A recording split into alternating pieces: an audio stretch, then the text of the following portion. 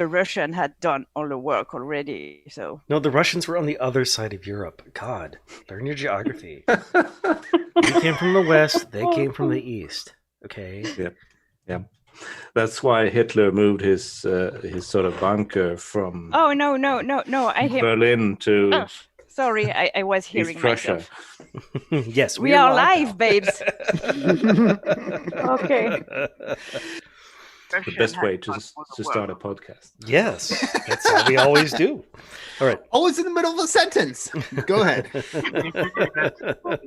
But real quick, I have kind of a surprise for you guys. His sort of bunker from Oh, Joe, we can hear the stream back on like your end. I was hearing myself. Yes, We are live, babes. Oh no, I can't hear myself. Ah, I hate it. All right. That's better. Yes. Yes. Out. Okay. Now, Okay. let's see. And this is the little surprise I whipped up last week for this week. New Did intro you make music. a song? Mm-hmm. Is it going to play? So professional. Well, this time it's the computer. Hey, how come Andrew gets to get up? That's right. If he gets up, we'll all get up. It'll be anarchy. Post anarchy in UK. Fuck's that?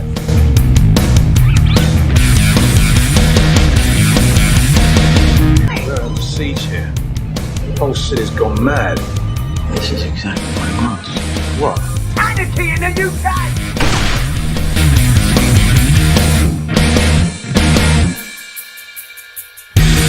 Greed is for him. Disorder, chaos, anarchy. Now that's fun.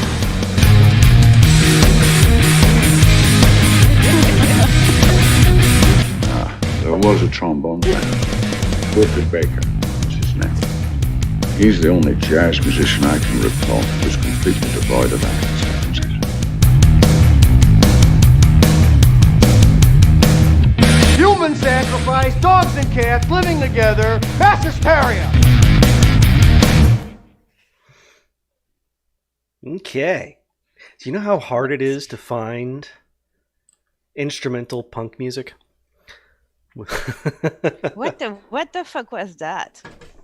That was new intro music with movie quotes laid over top. Yes, but which movies? Let's see. The first one. Oh, let's see if The anybody can cats recognize. and dogs and something. I know that one, but I can't remember which. Ghostbusters. The first Ghostbusters. Ghostbusters. Oh. You know the movie that was like got ruined because like starred women. But we all know at the time and now still that like no, the alt-right was just using it as like part of the culture war. Yes. So the first one. Let's see if anyone can recognize this one. Hey, how come Andrew gets to get up?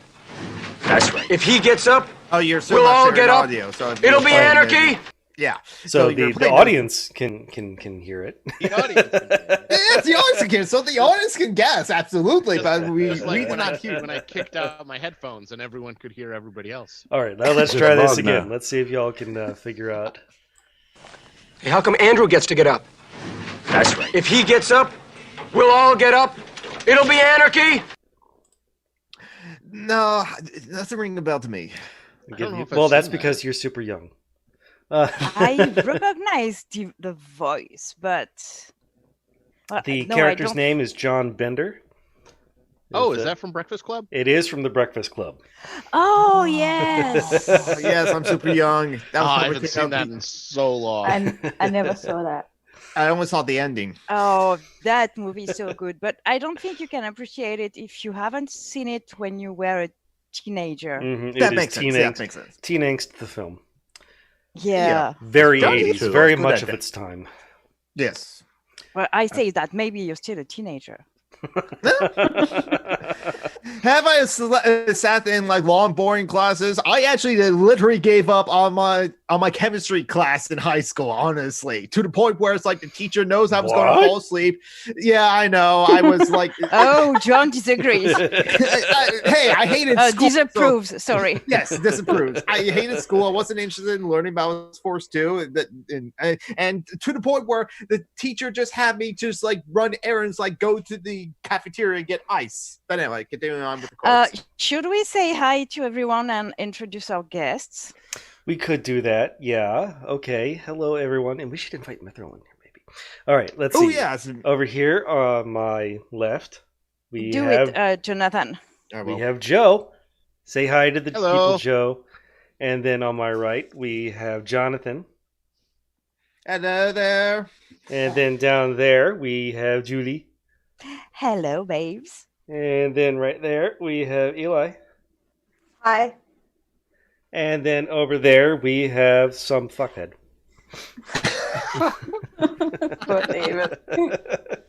I want credit for the name. I want credit for the name. David Skog.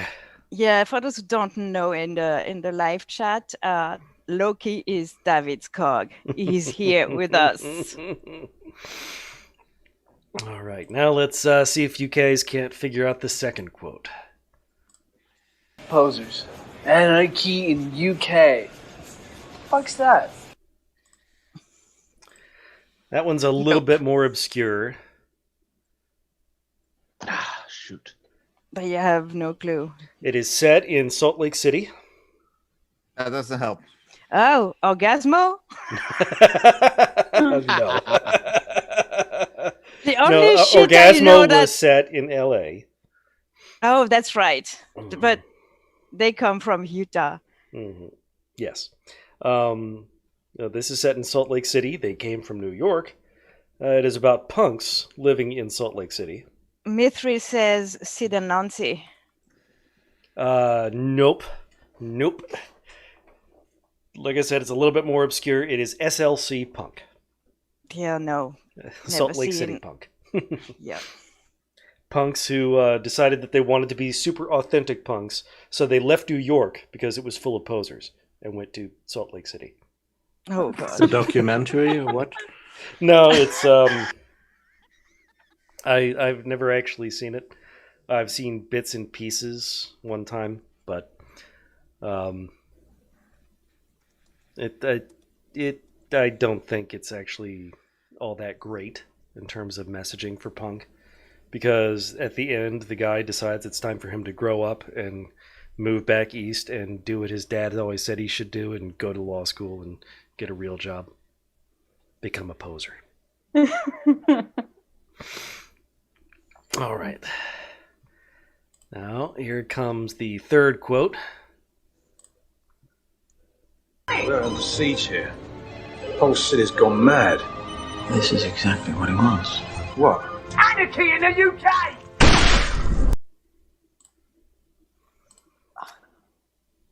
Movie. Hackers? Nope. Oh, okay. That's a movie from the early 2000s. Oh. Or mid 2000s. It's set in a fictional England. Ready Player One? No. Still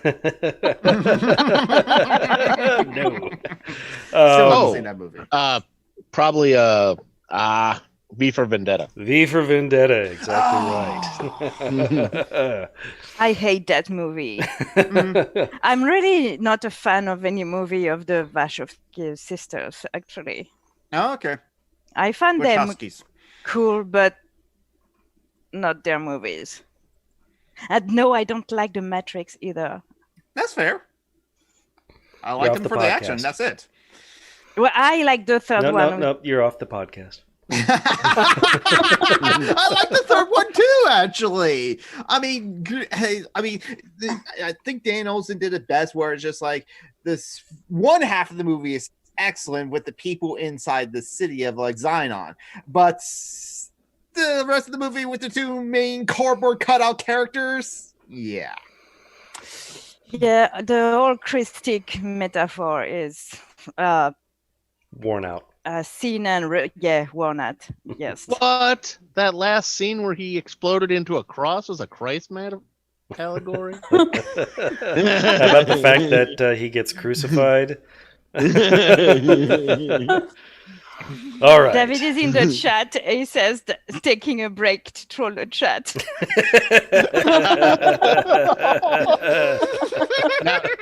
Well, now that he's on the video thing, he has to troll the chat because normally he trolls from the chat. Yeah. All right. Fourth quote. This movie from the 90s. Greed is for amateurs. Disorder, chaos, anarchy. Now that's fun. Oh, I know that one. I was immediately thought of one movie, but I was like, no, that came out in '89, so it can't be that movie. I was like, Oh no, I have it on the tip of my tongue. I know that voice. This is the movie that saw the death of Brandon Lee. Well, The Crow. The Crow. No. That's a good movie. That's still a good movie. Yes, that movie is so good. Not the remake one. That one is crappy. Severely narrows the choices. True. Because Yes. what was the other one? Rapid Fire? Yeah. All right. No, but the guy who says that sentence is the guy who played the bad guy. He used to be in Robin Hood, Prince of Thieves too. I love his voice. He has, he has a good voice. He has the deepest voice, and he always plays the bad guys. Why a spoon, cousin? Yes. The director does a lot of good work. His other work, Dark City, is still a fantastic movie. Alex Proyas, yes. Well, actually, talking about the Matrix, I don't know if you have seen that, but someone did an essay on the internet where they show all the scenes that were just plagiarized from Dark City in the Matrix.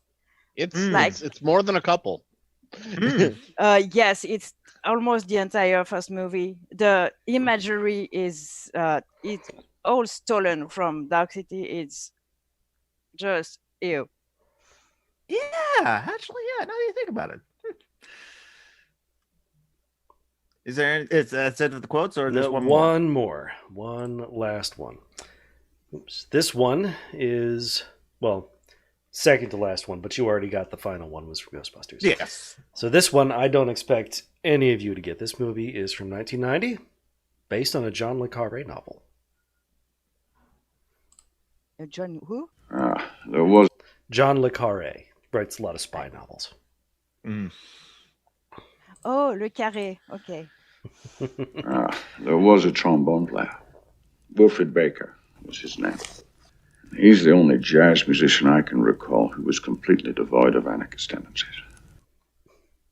That's Sean Connery, isn't it? Mm-hmm. I don't remember the title of the movie.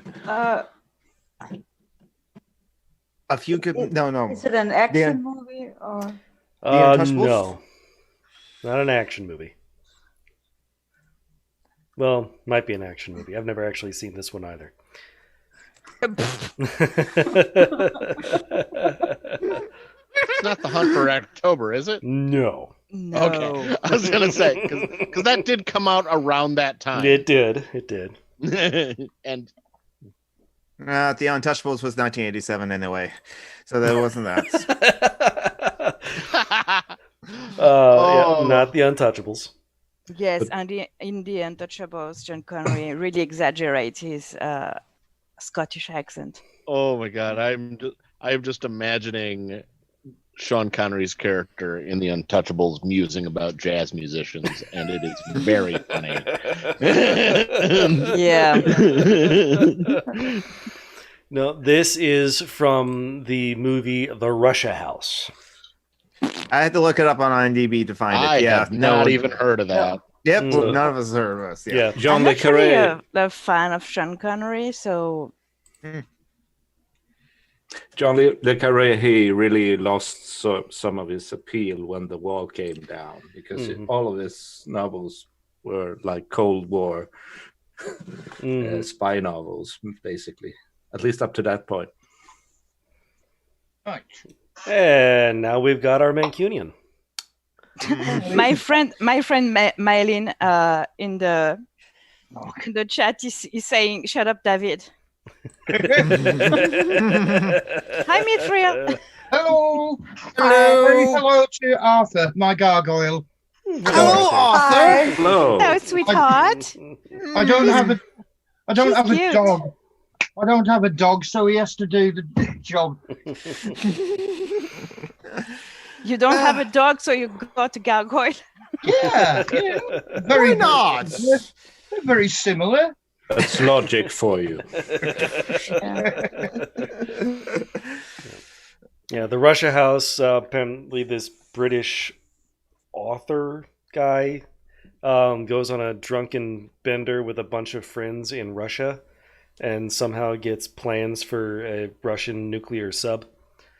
And then on returning to the West, he gets quizzed by a bunch of CIA guys and military guys.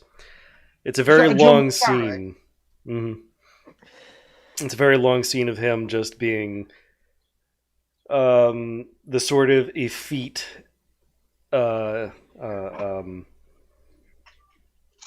academic that they love to pretend that all academics are, especially if they're British. Oh, God, yeah. Hugh Laurie has made an entire career out of doing that sort of nonsense. I like Hugh Laurie. Yeah, lots of people do. They're supposed to. That's why he does it. I will die disappointed that he wasn't cast as Vimes for the Watch series. Oh. He would have been a good Vimes. I don't think I like the guy they took for Vimes, but I would have preferred Laurie. who have they cast? I don't know his name. Did you watch the Game of Thrones? Yeah. He plays the guy who had the fiery sword, you know? Oh, I know what you mean. Yeah. I can't remember his name, Derek but I know what you mean. Bombarian. Yeah, he's too pretty for Vimes, in my opinion, but... Yeah, I would have Ken Stott or somebody like that who's ugly and got that sort of bitter and twisted viewpoint. Richard Dormer. Yeah, Richard Dormer. He's Hi, way Phoenix. too pretty for Vimes. Phoenix is in the chat. Hey, Phoenix. They still have Phoenix still has a shitty connection and wants to take a break from political stuff. Yep, totally fair. That's understandable. Yeah. Maybe stop stalking what's his name, Cunty Beardo on Twitter then. So many to choose from who fit that description. Magog. McGogan. It's the gothic Conti Berto. That's the one that Yes. Phoenix sometimes trolls on like Twitter or lurks on Twitter to check out. What are they talking about now? Well, not surprising. Hashtag not all cops, did McGogan say. Hashtag not all cops. You can't make that shit up. The guy is a caricature. Well, I mean, you got to be fair to the cops. There are a few bad apples, and then the rest are also bad apples. Yes. It amuses me, says Phoenix, which, yeah, that's fair. I don't know. I don't think they look like apples. They look more like pears. A lot of them I see on TV. At least the American ones. Well, yeah, but you don't put a pear in a pig's mouth. You could. Yeah, I'm talking about what they look like physically. Oh, yes. Phoenix says he thinks I'm in love with him. Oh, God. No, that is true. Phoenix brought it up in the video. Oh, yes. Because, yeah, she watched a hang up between him and Undoom, the Slender Man Cunty Birdo. Yeah, so it's just like, oh my god, I'm living rent free in your head, McGoggin. Oh, this is excellent. That ew. Yeah. And I mean, like, Phoenix has done like 5 videos in response to like him because he always says like such bad, shitty takes. Yeah, but I don't watch response videos from anyone. I mean, that is. And Phoenix says, I watch Sean's, but that's because they're not really response videos. He doesn't put clips of the person in the video, and that's really nice. I think. Well, sometimes it does, but it's not. That's annoying. I don't know. I really like. A lot of people criticize Sean for talking too slowly. I personally really appreciate his pace. I find that pretty relaxing, given the subjects he treats. Yeah, exactly. The problem is, if you speak too quickly, nobody will ever damn well listen to you anyway. That's true. John, yeah, sorry, I can't understand people when they talk too quickly. So she says that about me quite a bit. So I had to remember to slow down. That was also a critique from my drama class and acting class. I have motor mouth and mumble mouth, so I've been told that I should slow down as well. Yeah, you need to articulate in theater. Yes, especially more so than you do in real life. So absolutely, especially if you're projecting us as well. I mean, some people have a hard enough time trying to understand Shakespeare. I don't have that problems, but like sometimes it's kind of helped to slow down at least. And you remember, it's just think of it as like kind of like poetry. Only remember like half the words or something like that, and think of it as like it's being flowery, just for the sake of being flowery. Shakespeare's speech, and it was the Old English at the time, so Middle English, yeah. Yeah, but you're the only man who can knock out King Lear in 25 minutes. True.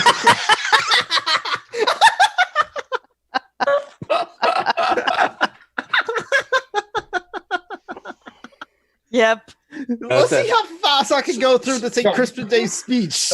God. Speech Shakespeare with Jonathan. That's the next spin-off. Jonathan, that's so cute. You can say the letter J. Jonathan. No, you pronounce it as Jonathan. Yes. I really want a bunch of like old books narrated by the Micro Machines guy, doing the Micro Machines guy voice. Oh, War and Peace by the Micro Machines guy. Wait, isn't this over 1,000 pages? Why is it only 8 hours long? Finally understand Tolstoy. Yeah, make an audio book of Das Kapital, Jonathan. In German. In German. And make it a musical. I did a recording reading of like an essay that's been done before. Are You Anarchist? The Answer May Surprise You by David Graybird, because that's still one of the best like introductory essays to like that topic, where you kind of like just think about how you act in normal life. If you have done this, or you've been working with a nonprofit organization, or you've been part of a sports team, you kind of already conducted things in a way that's anarchistically. I had a dream last night, not this night, but the night before, that the surprise John had for us was that he invited David Graeber on the podcast. That would have been fun. You've got David Skog, the next best thing. But the David Skog laughs at his own jokes, though. Eli, were you? No, it was because I live in a place where there's staff connected because I have a disability, and one of them came in and said something, and then I just had to. Okay. So you talked to someone in your home. Yeah, but he's gone now, so it's fine. No, I thought I cut you off. So No, it's fine. It was just, yeah. It's fine. Yeah. No worries. Yeah. Is the Micro Machines guy still alive? I think so. Wouldn't be Who's the Micro Machines guy? He has a Micro actual Machines, the toy. I know the toy. And they had commercials where a guy would talk really, really fast. Oh god. Well, I know B's not helping me. Let's see. Once again, I'll share just the audio. The Micro Machine Man here, aircraft carrier there. You can't have that, but you can have this. The new Micro Machine aircraft carrier. Stop. He's still alive. His name is John Machisna Jr. I'll put the link to his Wikipedia page into the live chat. But he's still alive and he's still active. The last I knew what he has done is that he was in the Transformers animated series from the Transformers animated from 2008 to 2009. He was also in Transformers. He's Blur. Wow. Unsurprising. Mm-hmm. And also Why? not Because surprising that he he's still alive. articulates? He wasn't old. No. Well, he's still alive today. He's 65 and he's still active. He's still present. 65. He's not that old.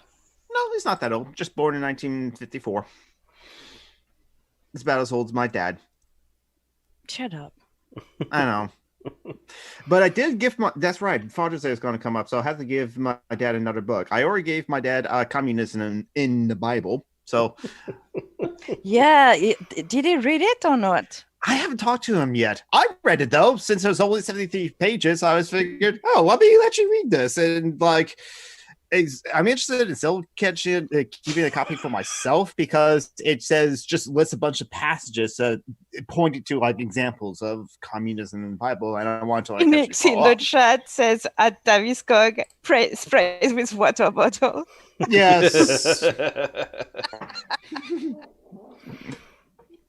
I have a meme that I post sometimes. It's a hand with a bug spray. Mm-hmm. And it's written anti-troll spray on it. Nice. Often on anarchist memes, I don't even bother typing sentences. I have memes for everything. Mm-hmm. So we're at the 100th episode of Social Justice Alchemy.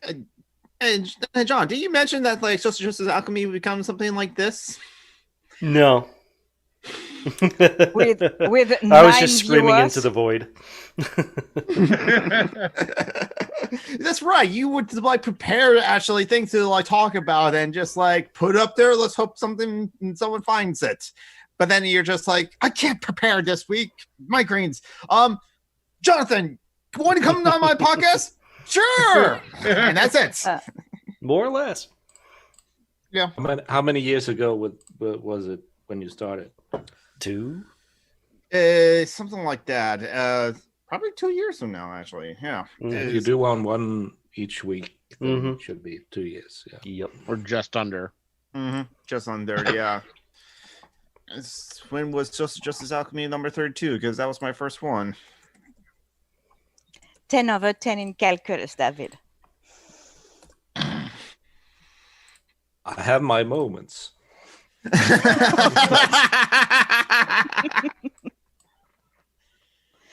So yeah, one day Hank, David, and I should do a show on Hank channel, monthly show, I think, about shit that happens in Europe, in our country, in our respective countries. Oh God.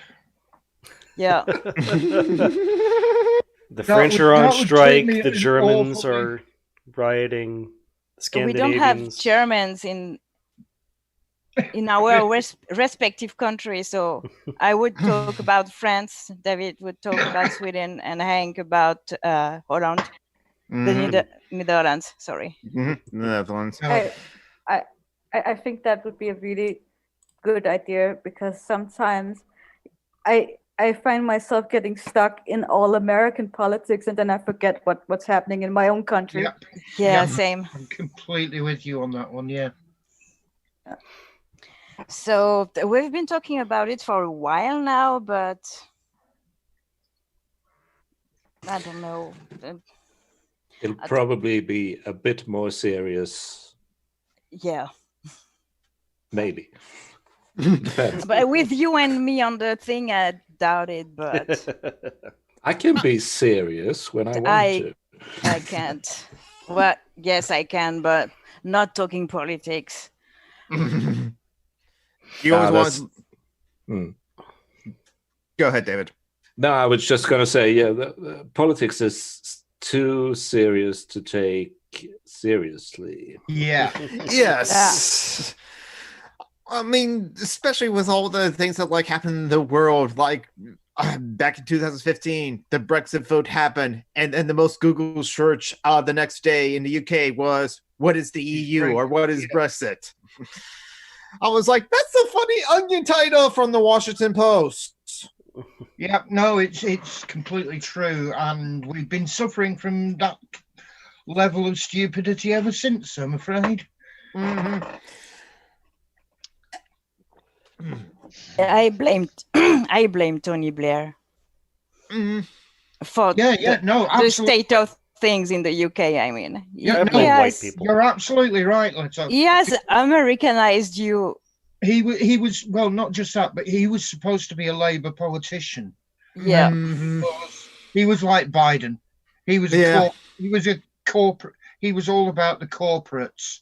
He didn't give two shits about working class people. And it was a standard neoliberal centre to centre right prime minister. He wasn't anything else.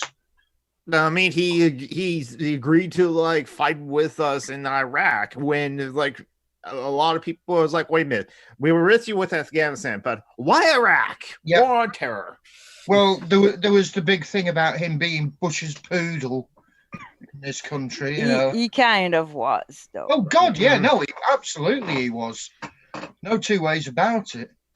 I mean, that doesn't mean anything. Chirac declined the Iraq war, but he was still kind of a cunt, though. Well, honestly, I hate to say it because he was a right winger, but he was the best president we had on the Fifth Republic because he did his role well. He didn't step out of his boundaries, and he did what he had to do. Honestly, he sold a lot of trains and planes to China. Yep. Which is basically what the French president is supposed to do. So you're going to have your, which is it, fourth monarchy, and then you'll have your sixth republic after that. That's how it works, or do you need an empire in between? Yep. We are, honestly, I'd argue that with Macron, we are deep into the monarchy right now. He's definitely got those tendencies, hasn't he? Oh my God, that motherfucker is, He thinks he should be sitting in Versailles right now, I think. Mm-hmm. And he's incredibly inbred? I mean, what? I don't think he's incredibly inbred, but... Well, the emperors are supposed to be Bonapartes. Well, he is have small. An emperor. He is. But I am too. Don't talk shit about small people. Ah, the next French emperor. Empress. Emperor Leto. I mean, yeah, I chose my name well. I'm not transforming into a monster, though. Sorry. Even for the good of humanity. Well, you are a landlord. You're halfway there. That's true. Oh, that was just nasty. That's true. I had yesterday. I had my first welfare payment. Hey, good. Is it enough to live on? Yeah, my $100 a month. Oh, jeez. God. It's I'm like to be fair, I'm considered housed for free Mm. by Mike's partner, so that's I see. probably why it's so low. Yeah. Also, I mentioned that like the governments will just always try and find a way to just like not give you money, like making it as the bureaucracy as hard as it is to like apply. Mm-hmm. Also, if I could sell it, I would, but I'm not the only one owning that thing. Property, yeah. I can't even live there because it's in the middle of the farm I grew up on. It's in the middle of the countryside. I don't have a driver's license. God. That does remind me, and Phoenix reminds me that like they'll put the link to share the links into the live chat, as well as just like Phoenix's links, because like she needs money. Moderating is for moderate. Shut up, David. Yeah. Sasha! Yeah. And if you look at the YouTube channel, you'll see that I gave David a picture that I think is appropriate for him. I was going to say it's a good likeness. That's very good. But I actually have more hair on my head for a while yet. I guess. I mean, it's COVID. You can't go to the hairdresser. I need to find a gun first. Yes. Oh. Yeah, too soon. I can't laugh at that. True. Even though, really, what's happening in the US right now is really, really making my little French heart very happy. I saw a picture of some people who built a fucking guillotine. Oh, it was very good.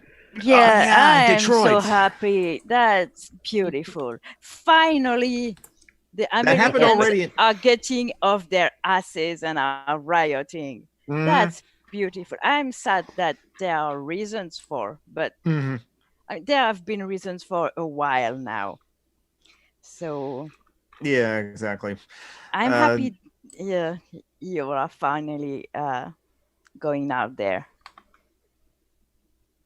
It's about time. And that link I sent you, the people in Minneapolis, talking about abolishing the fucking police.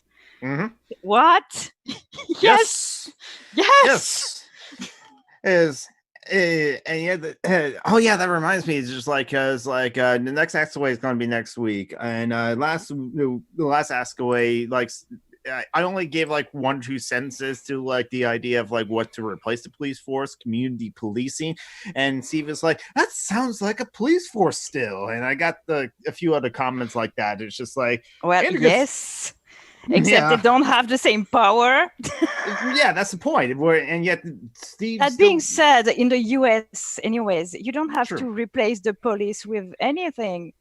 The firefighters and the paramedics can do like 80% of the work the police do. Yeah.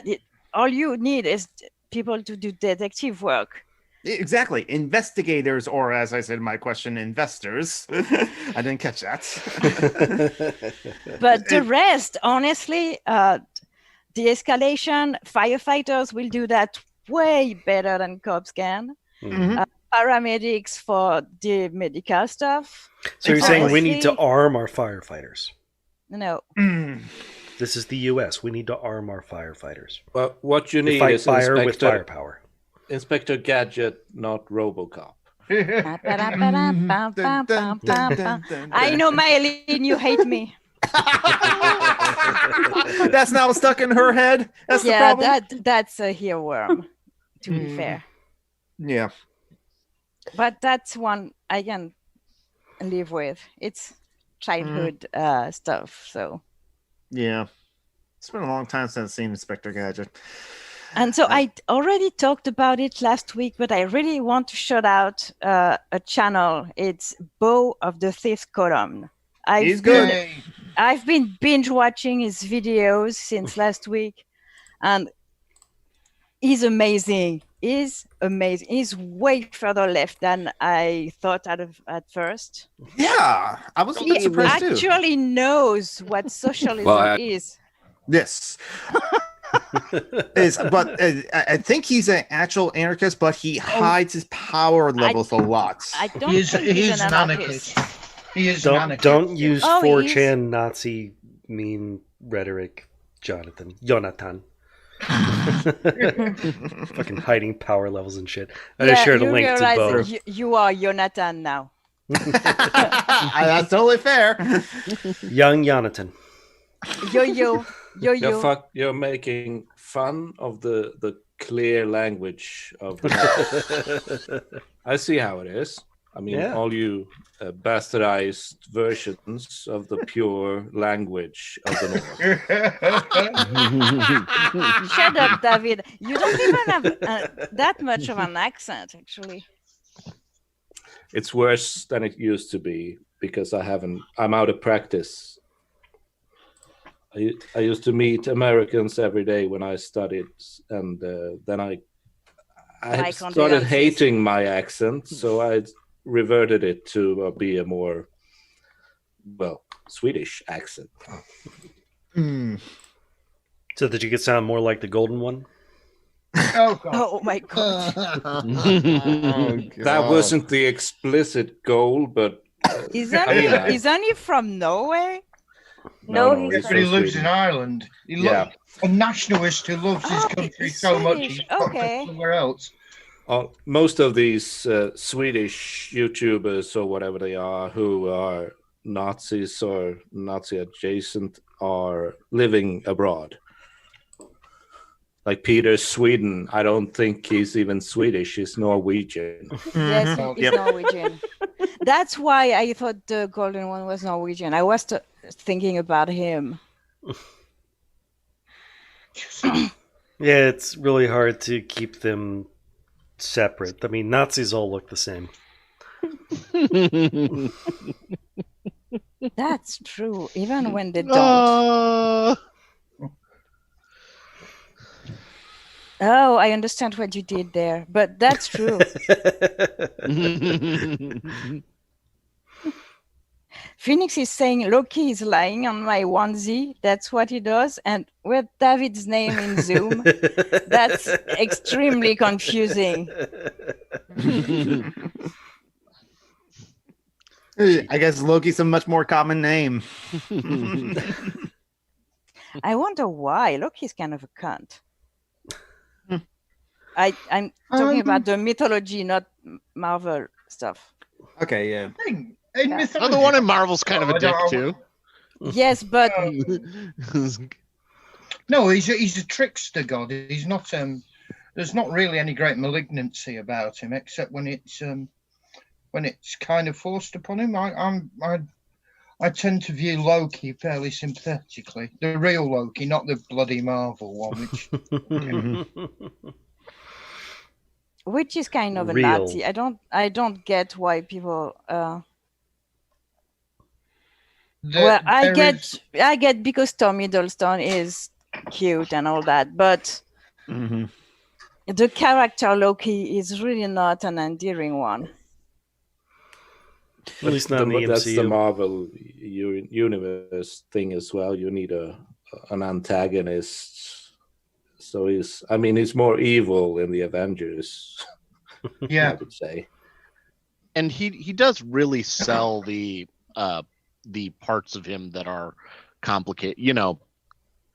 Middleton does a really decent job of the angst bit of him. Yeah. I love the first that. Thor movie. That actor is amazing. awesome. I mean, he is certainly in the first one. He's just an emo teenager, isn't he? Really? Yeah. Well, he discovered he was adopted, and throws a massive sulk about it. Yeah. Go feed the beast, Eli. That sounds Sounds like a masturbation metaphor. Yeah, no, I was going to say something else, but it wasn't that long. I mean, 48 minutes, but it wasn't that long until we got to the sex portion of this live stream. Where are our minds? There's in the Dragon Age franchise, if you play it, there's the Elven have gods, and there's a god actually that's a lot like Loki. It's Fenarel, the trickster wolf. I see. But I mean, and he's kind of a cunt too. I mean, feel free to shout at me. I might be wrong about this, but don't quite. You're wrong. Yeah, thanks. Don't quite a lot of the American Indians have a jackal god who is a trickster type god? Out west, I believe the Navajo do. No idea. And there's Anansi in African mythology, isn't there? Mm-hmm. We are very ignorant in Europe about and Native American Hermes culture. And, hey, despite Johnson, I'm still in Europe. Do you mind? No, you're not. You've officially left. You're no longer part of Europe. You're part of Oceania now. Well, the Greeks also had Hermes. Yeah. Hermes. Yeah, they're trickster gods in lots of different pantheons because, once upon a time, life was chaotic, and so they just sort of... They had to have cunt gods. Yeah. Yeah. Best way to explain it. A lot of polytheistic religions have a god for each kind of human characteristics. Mm-hmm. Well, the Greeks don't have a trickster god. Greeks Hermes. Well, Hermes was. Apollo is kind of a trickster a lot of the time. Yeah, but it's not labeled that way. Apollo is labeled the god of beauty. Something. Is not labeled the god of tricks, and maybe because they're all cunts. Actually, I was gonna say, yeah, the Greek pantheon was essentially always like messing with each other, so you wouldn't necessarily need a specific trickster god if all of them were just, constantly like stealing each other's things and doing what a trickster god would do for everyone. Shrinks must have a field day when they analyze Greek and Roman mythology. Mm-hmm. Well, a lot of it's from Mesopotamia originally. They just imported it, so you should go there. I mean, that reminds me with the Greek mythology. If you cut out all the mythologies that involve Zeus, Zeus raping people, there is not a whole lot left. Exactly. Zeus, don't put your dick in there. Too late. Yep. How about a golden shower? Oh God, yeah. Oh yeah. Mm. No, but for real, he transformed himself into Gold Rain to which women did he? Who knows? There was so many. Well, that was Leto, actually. I think the mother of Apollo and Artemis. I think she was the recipient of the golden Danae. shower. No? It was Danae. Oh. Well, that's how he got her pregnant from Europa was Perseus. the bull, wasn't she? Europa was the bull, I think. Mm-hmm. Mm-hmm. Mm-hmm. And there's one with a swan. Yes. That was Leto. Ah, that was Leto. Okay. I believe. God. Swans. How do they compare to geese? They're more bad-tempered. They're as mean as geese, but they're more like ducks biologically. I see. They're vicious, evil-tempered bastards, and I hate swans.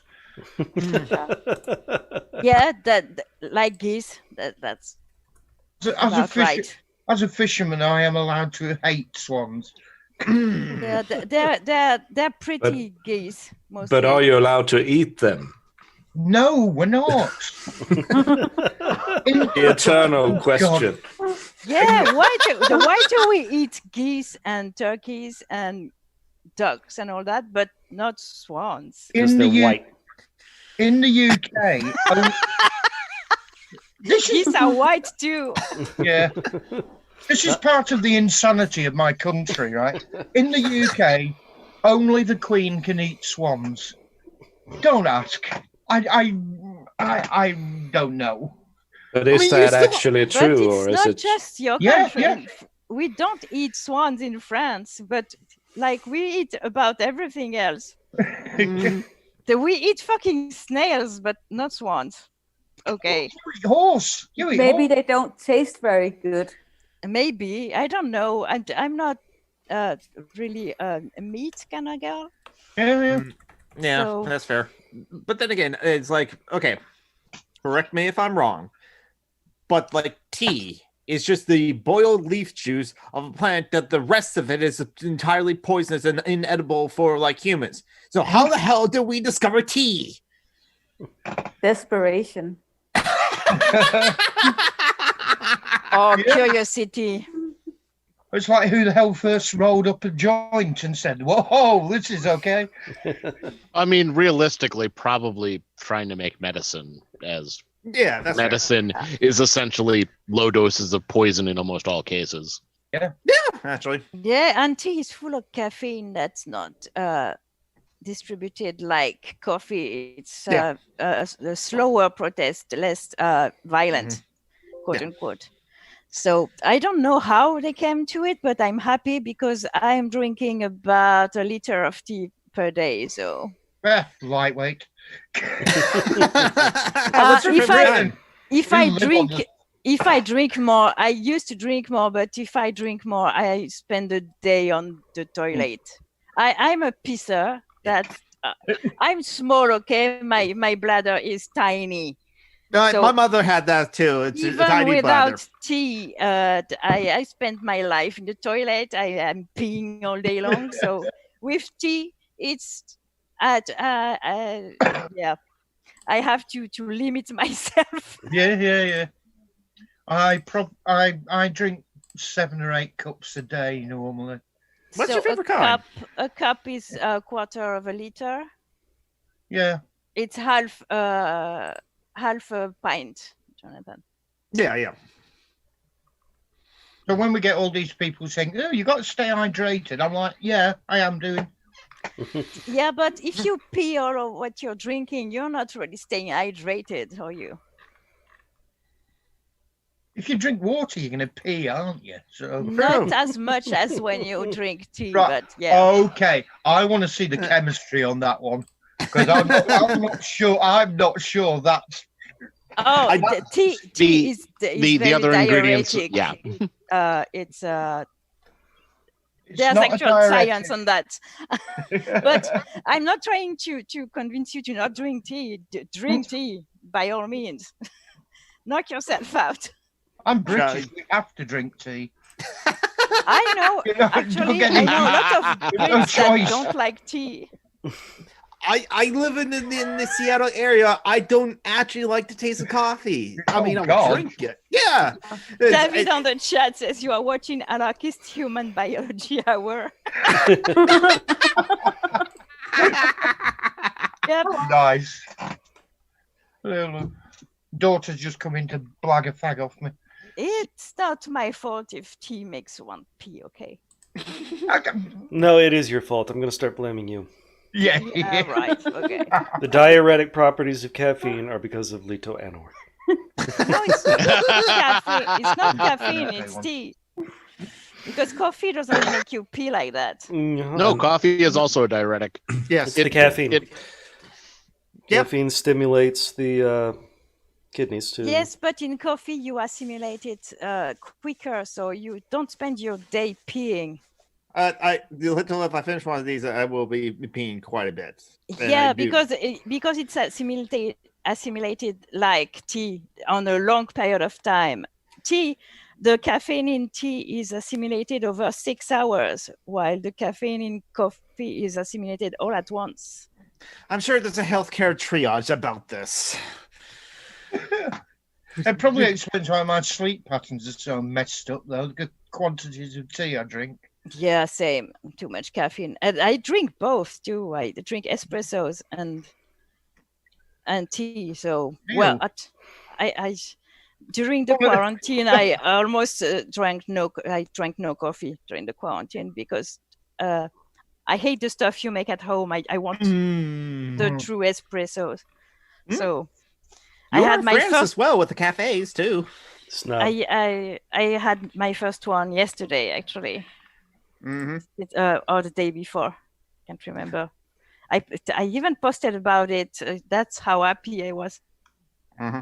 Oh, yeah, that's right. Washington State is most of the other counties in Washington State are finally going to do like phase 2, opening up a bit more businesses. King County is now still in phase 1, where it's only essential businesses essentially, but we're now going to be in modified phase 1. France is in full YOLO mode now. It's ridiculous. Which phase is it when you send in the Marines? Oh, Mehmet!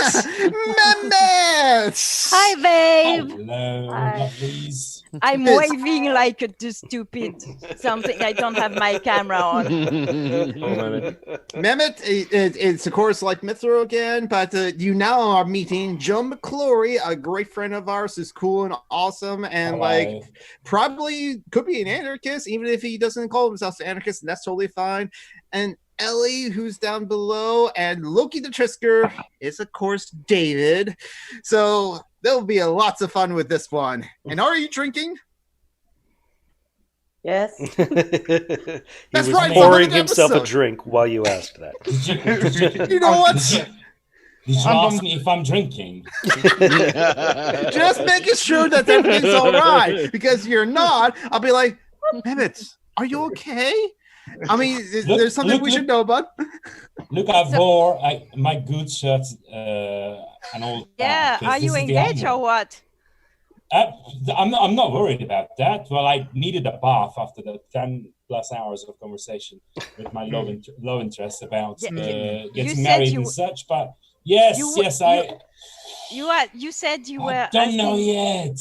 Oh, okay. I thought that'd be just sexy for the 100th episode. So, nice. Speaking of which, I'm going to drink since it's the 100th episode. Ooh, what should I drink? I have brandy. I have What the fuck? It's just the first time I see you smoking. No, you smoked before. I thought I saw you vaping before. Me? No, Mehmet. No, Mehmet. You Like sure? Mehmet said that like he would walk. He walked out to get a cigarette in like one of our previous like live streams. Wait, who's vaping? Oh, Tom is vaping. Okay, sorry, my brain is a mess. Because if I was vaping, I that might mean that there were episodes where I was here and I don't fucking remember, because I don't remember vaping ever.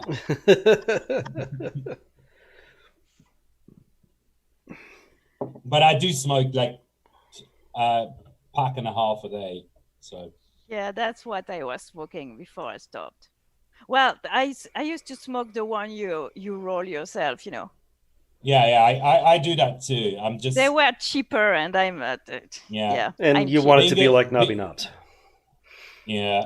Yeah, kind of. No, not really knobs, but. you know the way how it works. Now that I'm a public servant, I don't have time for myself. I have to work for the people. So I'm Shut just up. And I'm just buying packs. Are you a public servant? I kind of am, yeah. You were from Britain, yeah? He works for Sweden, Erdogan. okay. No, I don't. I don't actually. I know you don't. It's the thing, isn't it? I'm in one of those institutions where you can be working for the people, but not for Erdogan. They are very rare. It's like that's nice because fuck that guy. It's a municipality. It's a metropolitan one, and it's like city council kind of thing, if you know what I mean. Yeah. Like we work on the roads and the garbage collection and stuff like that. Nice. Have you seen that motherfucker on Twitter lecturing the Americans for police violence? Fucking Erdogan and irony. Hello. And that was amazing, though. Some black anarchist group. Black anarchist. Yeah. Black anarchist group telling him, "Shut up, fascist." Oh. That was a cool moment, definitely. I mean, Erdogan lecturing anyone on police violence is pretty funny in and of itself, but... Yeah, definitely. So fucking... Oh my God. Oh, good. So what were you talking about when I barged in and... The bladders.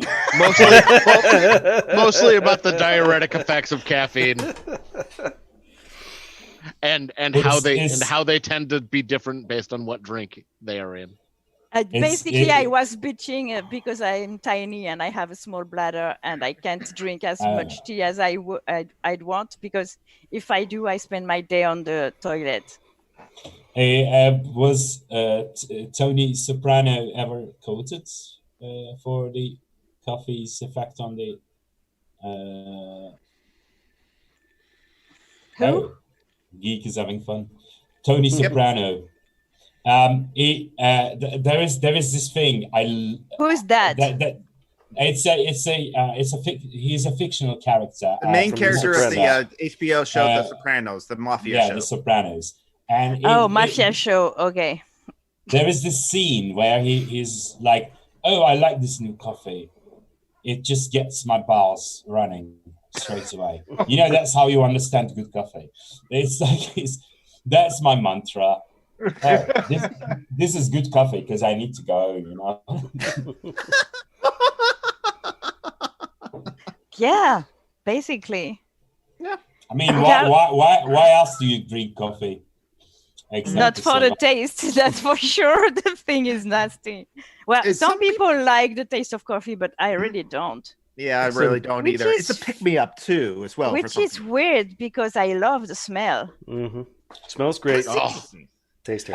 I really don't understand not liking coffee because I'm a caffeine addict, and it's the bitterness, babe. Yes, it's the bitterness, which is also why I don't like super bitter beers like ales, like in IPAs. I really don't like those ones. I like stouts and IPAs. I see IPAs are sweet though. That being said, my favorite tea is black tea, and it's pretty bitter, but it's not the same bitterness. I don't know. I drink it without sugar, and I have no problem. Let me suggest one thing. Have you ever tried straight up cold brew, like not Chemex, not hot and then cold, but just cold brew? Yeah, it's too strong for me though. You can. But if I drink that shit you drink in your country, I'm going to have a heart attack. Oh no, that's not what I'm talking about. Okay. The cold brew is very different than any of the hot brews in the sense that it has no acidity. It's like the bitterness in coffee, which I can't tell with the acids, the amount of acid in it, might be really bad for some people, like taste-wise. I can't tell. It's like cilantro or what you call it. The seeds that looks like parsley. The leaves that looks like parsley but not parsley. Coriander. Coriander, yeah. Coriander tastes like cilantro. You call it American. Yes, cilantro. Oh, right, right. Coriander tastes like soap. Yeah, that's a gene. Some people. That's a genetic thing. Some people can't taste it. Yeah, that's a gene. Yeah. Yeah, it's the same with coffee. I can't taste the acidity. Like I don't go. Oh, this is. The bitterness in coffee though comes from the heat of the roast. Mm-hmm. Yes. That's why the high roast ones are very, very black and very strong. That's where you get that bitterness from. Yeah, that's a blonde roast. It's a much different Yeah, drink. but how much does it cost? I mean, let's be It's honest. exactly the same. Cheap coffee is nasty. No, you can get very fucking cheap coffee, and you can cold brew it. But it's the thing though. You don't like coffee, then it doesn't make sense for you to go the extra mile. Yeah, I can go at the shop next to my home and have an espresso for $1 if I need a kick in the ass. That's why I drink coffee.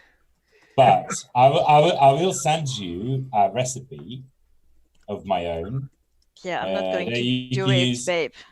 Oh my god! Okay. She doesn't like to cook, and also. No, I like it, but I. Did you say she doesn't usually? Like to cook? No, I love cooking, but. Cooking. Spoons. Yes, cooking. Yeah, spoons is my issue.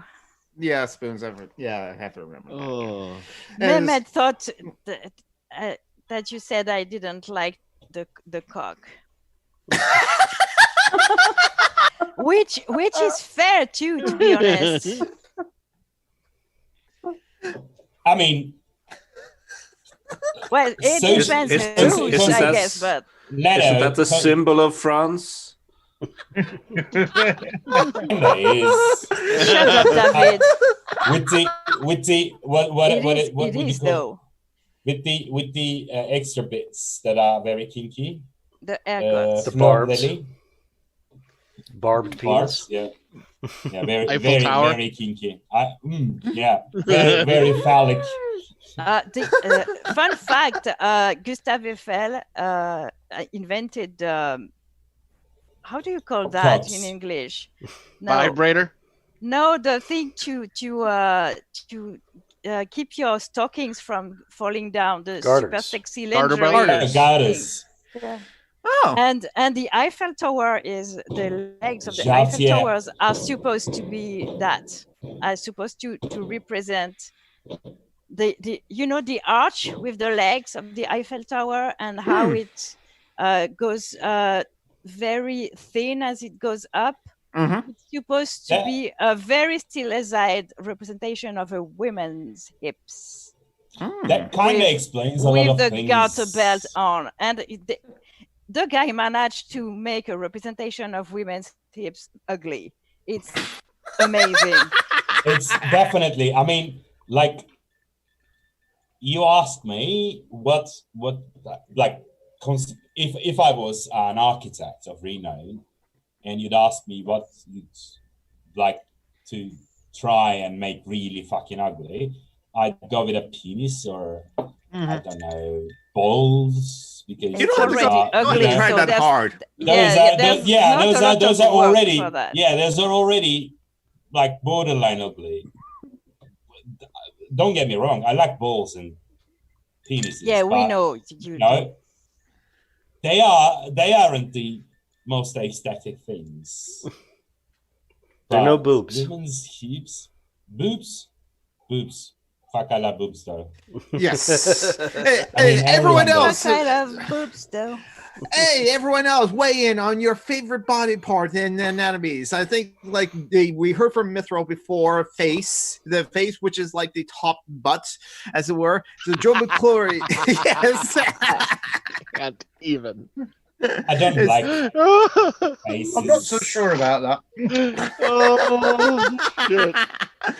So, Ellie? I sort of like the area that's not the genitalia, but like the pubic bone, like the pelvic. Yeah. Oh, the shallow area between the belly and the hip. Yeah. The pelvic bones protruding. No, it's more like, I don't know how to explain it. It's more like the mouth where the stomach meets the I know exactly what you mean, and it's so pretty. Yeah. I mean, it is obviously. Yeah. I'm a big fan of the pancreas. I like it. The pancreas. It's what the asshole on Twitter called the vagina bone. Oh yes, that asshole. Vagina bone. Okay, haven't you seen that tweet? Okay, so Mehmet, I'll explain. I learned this from my younger brother, because The Gamergator. yes, the Gamergator younger brother. God. He follows one angry gamer. Don't follow him, because he complained that of the censorship of a video game called Tokyo Mirage Sessions between the Japanese version and the American version because of shadowing or something like that. He complained that there was a missing vagina bone in the American version. What? Censorship. Vagina bone. Exactly. I just shared a link in the YouTube chat to a story about vagina bones. Let me tell you one thing. I've studied anatomy, and No, but the only everyone reason I did knows that, apart from that guy that there's no such thing. But no. That's not what I'm going to say. And that was for anatomy for artists, because I'm into drafting, and I spent years drafting the human shape figure, and I've heard really fucking insane things. Like there is an anatomy teacher, anatomy for artists teacher I paid online to teach me, and the dude takes up my time asking, I mean, do you actually, man, have one fever bone on the ribs? Like, the dude is like, well, yeah. You paid. I know you paid, but I really want to kick you now from the fucking class. You see what I mean? God. some people think there's a bone in the fucking penis, prevalent. so Well, some animals do have penis bones. There are animals with bones in their yeah, penis. not us. No. Not in humans. Yeah. Well, I mean, I debate that considering my penis, but I'm not gonna hold up the line. TMI, It babe. depends on TMI. what you do with it. You could get a bone I in your mean, penis depending if you, on the shop you go to, you might be able to get one installed, but Oh, for fuck's sake. Instead of talking shit, David, what's your favorite body part on a person? I haven't told mine yet. That's so exciting. I don't really know. I haven't thought that much about it. Oh, for fuck's Usually sake. the whole thing. We had this whole conversation and you didn't think I've given mine some thought after being done laughing at the front butt thing or the upper butt thing. In art and pictures and that, I tend to find a strong core to be the most, like the ab area is, on men and women, really. It's just a really, like if it's solid, it's good both ways. But in person, I tend to be really drawn in most by a good smile. Like just something about that is as very fucking boring as Mithril. It is. It's. I know it's vanilla as hell, but what are you gonna do? I'm not gonna lie to seem more sophisticated. I'm gonna throw it out there. You like missionary, don't you? There's nothing wrong with liking that. I mean, yeah, obviously not, but isn't there though? Sorry. No, but it wasn't as a sexual preference. I'm just joking. Everyone is laughing at me with the boobs thing, but it's not in a sexual way. I'm not interested in anything in a sexual ways anyway. So, but they're pretty. Given, I'm sorry, but boobs are the prettiest thing on the surface of the planet. That's all. Let's say it's a given, isn't it? Like if you said you have the prettiest boobs to me, I'd never think of that in a sexual context. Especially since you don't have some. Yeah. Well, I do. Do you want to see them? Face caved in, but... No, I don't. No. No, too late. Please keep your shirt on. Even though this is the special 100th episode of Social Justice Alchemy, it's just like... Unless you want to strip, and John will put some music for our viewers, but... He's left already. He had enough. With the Rammstein version of the strip song. Let me see you stripped. Oh, I like that song a lot, actually. Which one? The Rammstein version of the Depeche Mode version? Oh, it was a cover? No, it's a Rammstein is a cover. The original is Depeche Mode. Depeche Mode. I should listen to more Depeche Mode then. Depeche Mode is like... it's not sexual at all, the Depeche Mode one. It's a kind of a love and hate group band. I love Depeche Mode. I actually do now.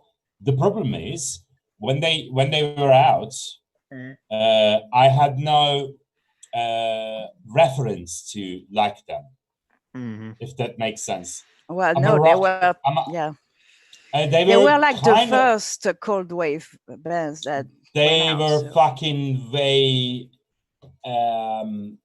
what's the word?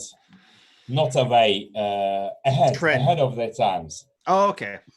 I mean, I envy the people who liked them when they were on the scene.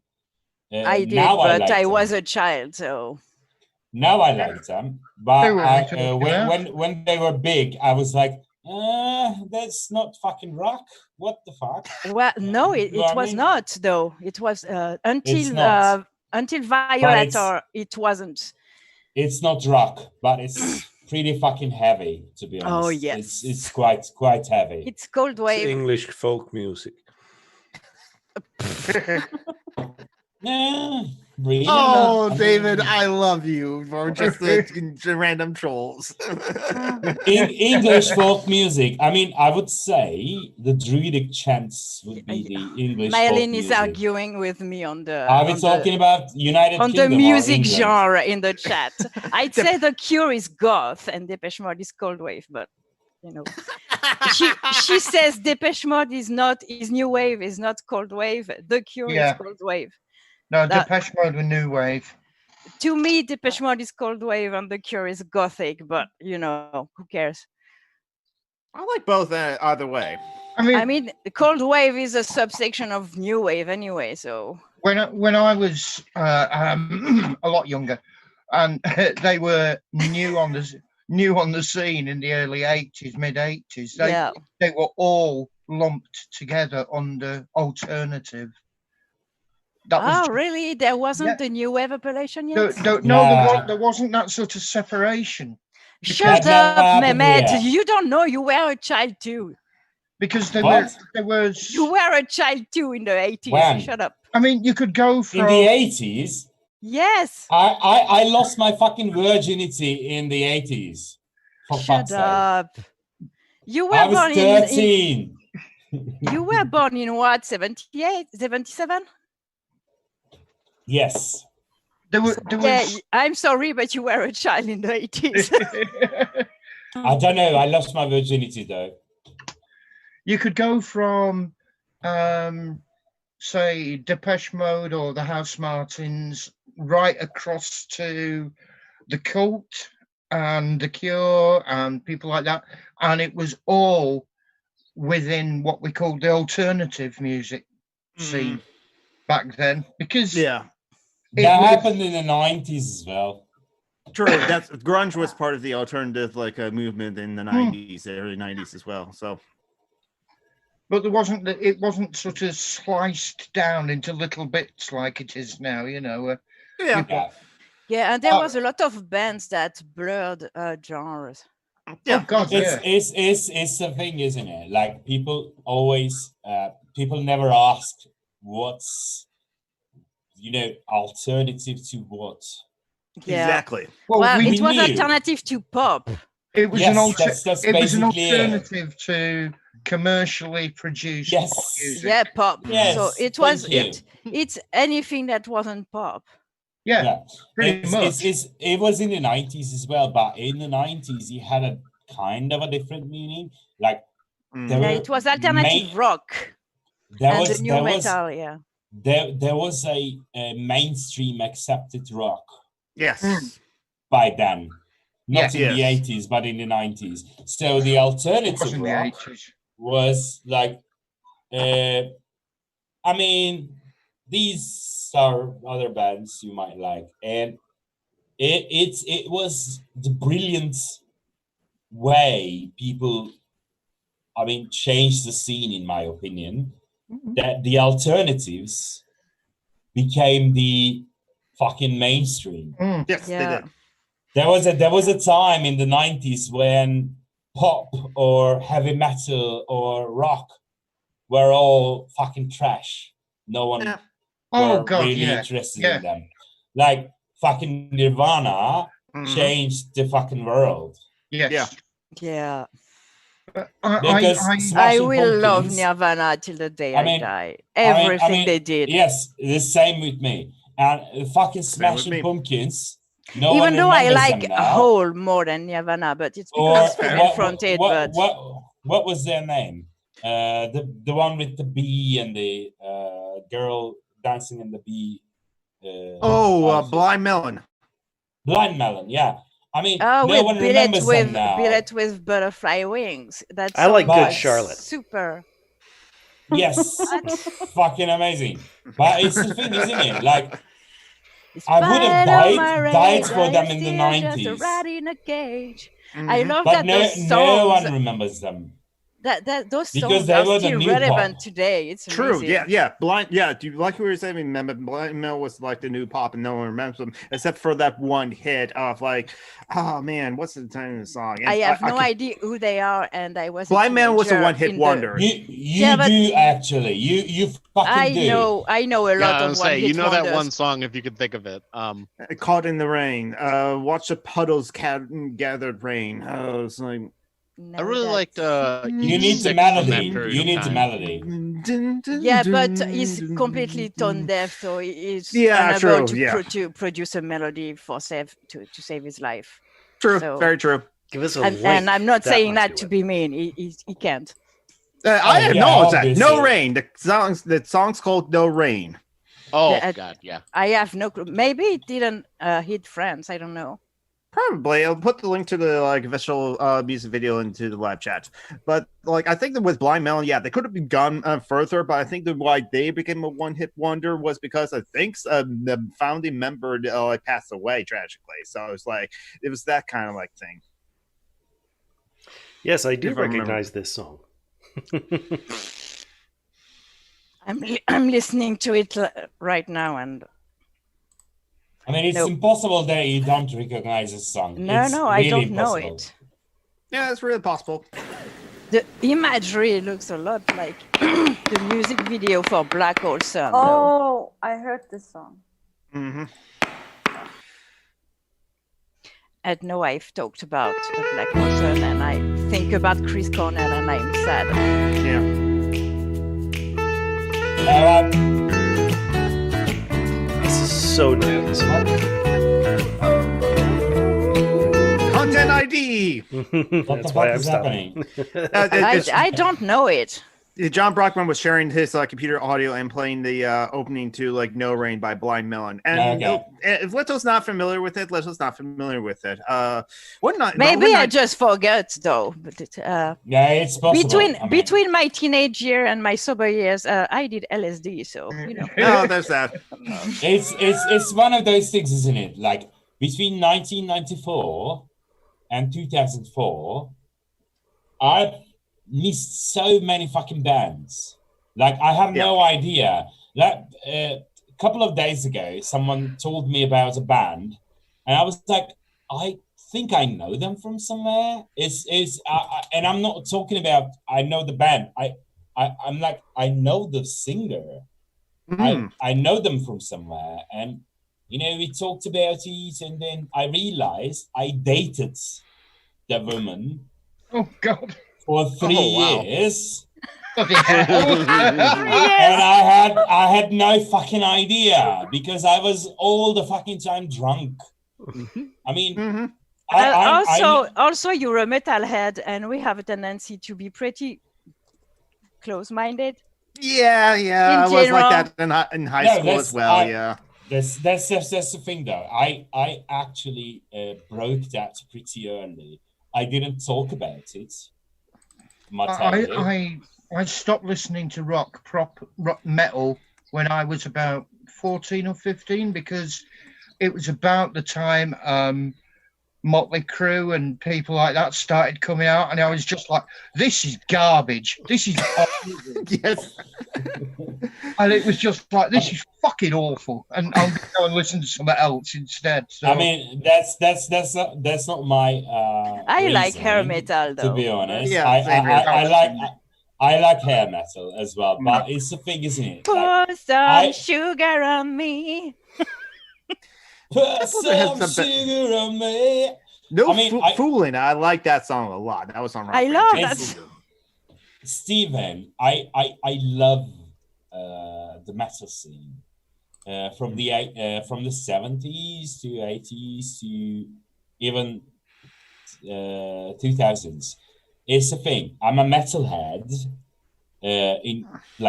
You could say that I'm a metalhead if you talk. You were a metal singer, for fuck's sake. You were a metalhead. I was a fucking thrash singer for years. I mean, you can't really make this shit up. You can't say that I'm not a metalhead. I mean, there are fucking, what's the word? There are fucking records of it on the internet that I. Just one thing, Jonathan posted Face No More link in the chat, and I just want to take the opportunity to say Mike Patton is the best singer of all the universe and all time. I disagree. I mean, I would kill for Mike Patton, definitely. I would kill for him. Stop talking. Or die for him. But he's not the best. Yes, he is. Not the best. No. Stop talking. Stop. Well, I want to know what Mehmet's like. What is in Mehmet's he can sing fucking 8 octaves. Shut up. But technical. See, technical ability does not mean like best, and it's all opinion based anyway. So I'm curious, Mehmet, what is your opinion on who is the best singer? Your opinion, Mehmet. Ooh. Okay, kind of changes by the day, but at Katy this Perry. time, close enough, Joan. Interesting. Not Katy Perry, but Fiona fucking Apple. Oh, okay. Yeah. No, I love her, but she is not. Again, Sorry, Little's a matter of opinion. No. You can actually measure musical ability. It's a math. It's not a matter of opinion. Leto is wrong on this instance. It's Fiona. I mean, I'm sorry. I'm not talking about taste here. I'm talking about ability, creativity, and what the fuck you can do with your voice. And that's why it's Katy Perry. I've spent years and years and fucking years listening to fucking Mr. Bungle. Okay, I would die. I'm not really a Mr. Bundle fan, but yeah. I would die for fucking Mike Patton. But that said, I mean, Fiona fucking Apple. Come on. You're entitled to your wrong opinion. Let's change the subject. Okay. What is everyone's opinions on the singer Ronnie James Dio? Awful. Ronnie James Dio? I mean, awful. Overrated. I was Not once, awful, but overrated, in my opinion. I was once called Black Sabbath and Dio. You know, like Rainbow in the Dark, Joe. Oh, okay. I love him, by the way. He has the best videos. They look like they were filmed for like $10 in a parking lot. He's dead, David. He did a I know. bloody awful album with Rainbow. Rainbow. And then he did a bloody awful album with Black Sabbath.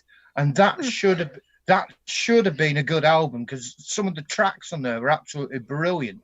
But the singer, his voice, God Almighty, it sounded like I'm not against his voice, but I don't know. he I was think having a cat Dio is slapping overrated, against but a brick wall.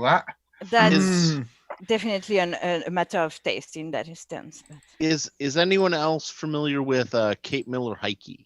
Ooh, No, that sounds like a jazz singer, though.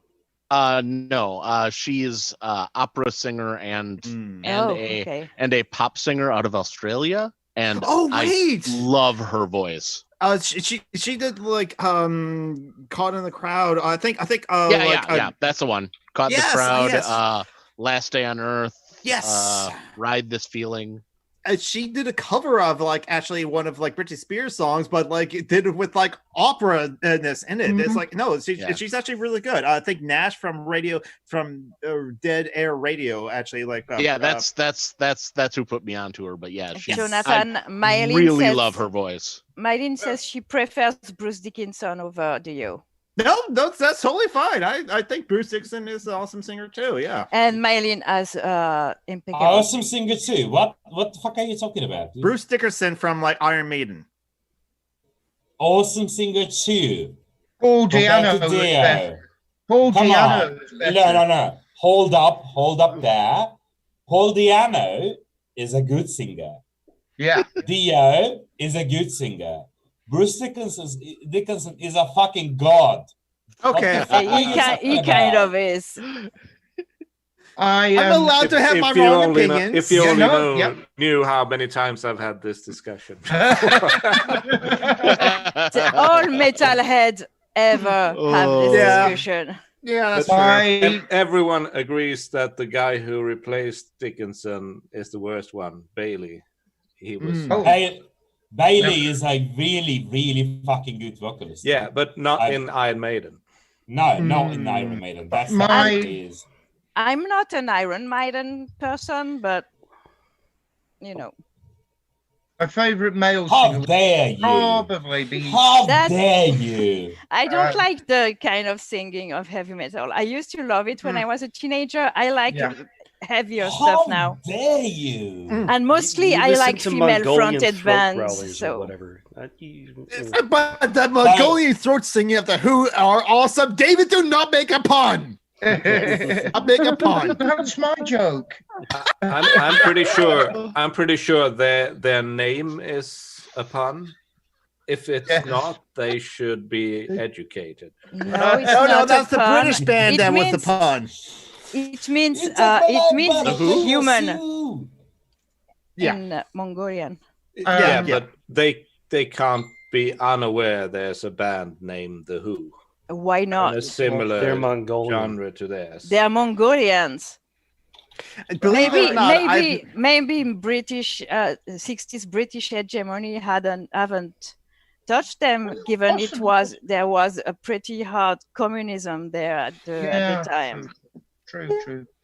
So maybe they don't know. Maybe they know. I don't know. They are Star Wars fans, so they are not peasants, you know. I've met some people who have never heard of Star Wars whatsoever because like they grew up in Vietnam and like so it is possible to just not know what like Star Wars is. To which like a coworker of mine came to me and is like, "Okay, John, dude, get this T-shirt," and it's like a jug of milk talking to a cow, and the cow says, "I am your father." No, and it's like, okay, yes, I get it.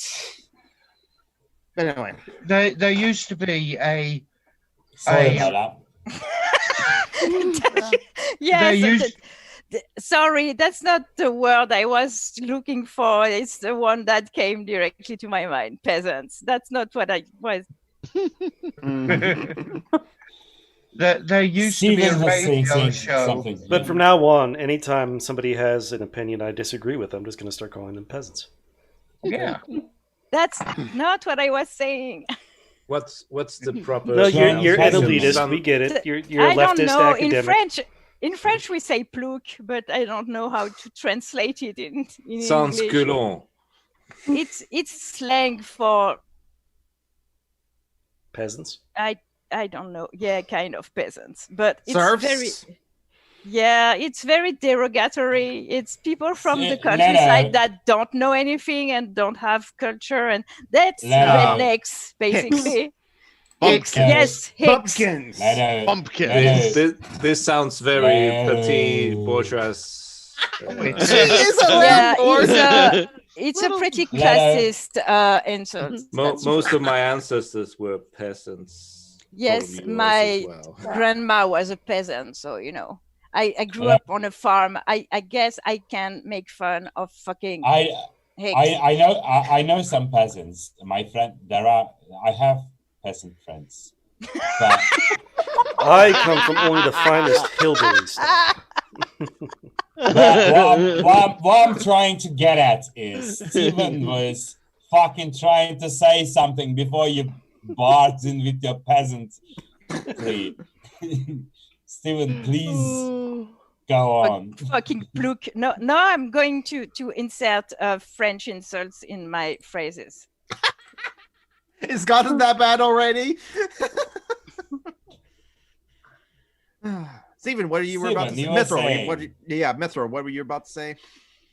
Well, it's kind of stepped past the conversation now, but there was for a few years a radio show in this country called I Have Never Seen Star Wars, and it was literally people who hadn't done anything, didn't know anything about various branches of pop culture or whatever, and they made them do them or watch them, and it was peculiar to say. It was fun. It was very funny, and often these people were just, such. I mean, they especially.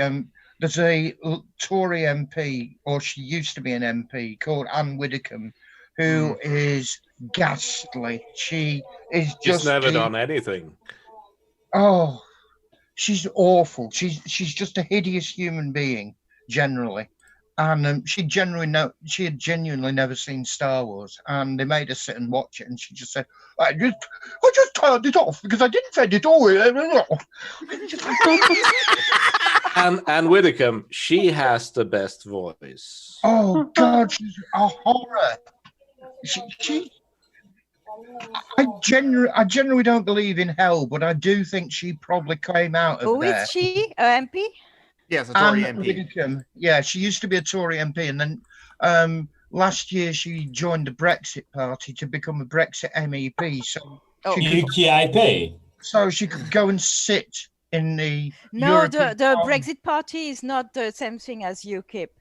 Yeah, so she could sit in the they formed the Brexit Party because UKIP was too racist for them. Yeah. Yes, believe that, yes. So her and Farage and the others made this party, and then got some votes, got enough to go and sit in the European Parliament, and then when they got there and they were playing Beethoven's Ode to Joy to welcome all the new MPs, they stood up and turned their fucking backs. That's how shitty they are. Is Anne Widdecombe's voice. May I say that if I needed any convincing at all, that the best thing for Britain is to leave here as soon as possible. It was the way that those elections were conducted yesterday. Because if that is this place's idea of democracy, then that is a serious betrayal of every country that is represented here. Because it is not democratic represented here. And that... Come on. She's a fucking embarrassment to my country. It's not her voice, speech pattern.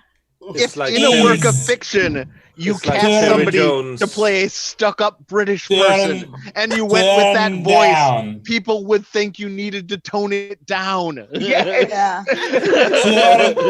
Turn that down, please. I'm not really equipped to handle this. Oh my God. I'm having a heart attack. She could have played Professor Umbridge in the Harry Potter movies. Yes, she could. Yeah, waiting for a bunch of British children to rebel against her.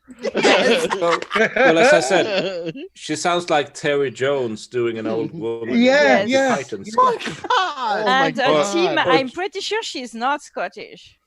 No, she isn't. I don't know. I defaulted to Scottish. Sorry Scottish about that. people don't roll the R's at the same way. It's a different. They do roll them, but in a different No, way. that's Yeah. Leno. She's That was my fault. America. Come on. That was my fault that I defaulted to Scottish when she started to Scottish. I love when you get the British accent, Scottish. you didn't pronounce the T in Scottish. Well, it's because they drink the tea. Northern thing. only Brits do that. He said that northern thing. He it said is. that? Dropping the T is It is a northern thing. Yeah, I know. Yeah. I just didn't get who said it. Oh, aye. Oh, okay. Hello, 700. But I got you. When she was an MP, she was prisons minister. Oh God.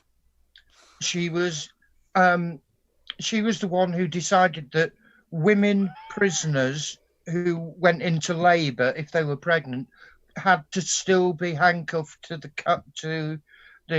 trolley. What? Well, I mean, it's easy to run during labor. You could sprint. Malin between says, funnily, contractions. that's how I imagine the voice of every turf I stumble on. I mean, I'm not gonna say I'm fucking what's the word? Surprised at fucking all, but no. I mean, can you tell me that when I say Dolores Umbridge, yes, you can remember her name? Can you tell me that? It's the same fucking name, isn't it? Yeah. Well, it's that same sort of upper middle class names that they use. That's what I'm talking about. It's like it's so fucking. What's the word? It's like you can see it coming from a mile away. Absolutely, yeah. No, it's going to be a fucking train wreck.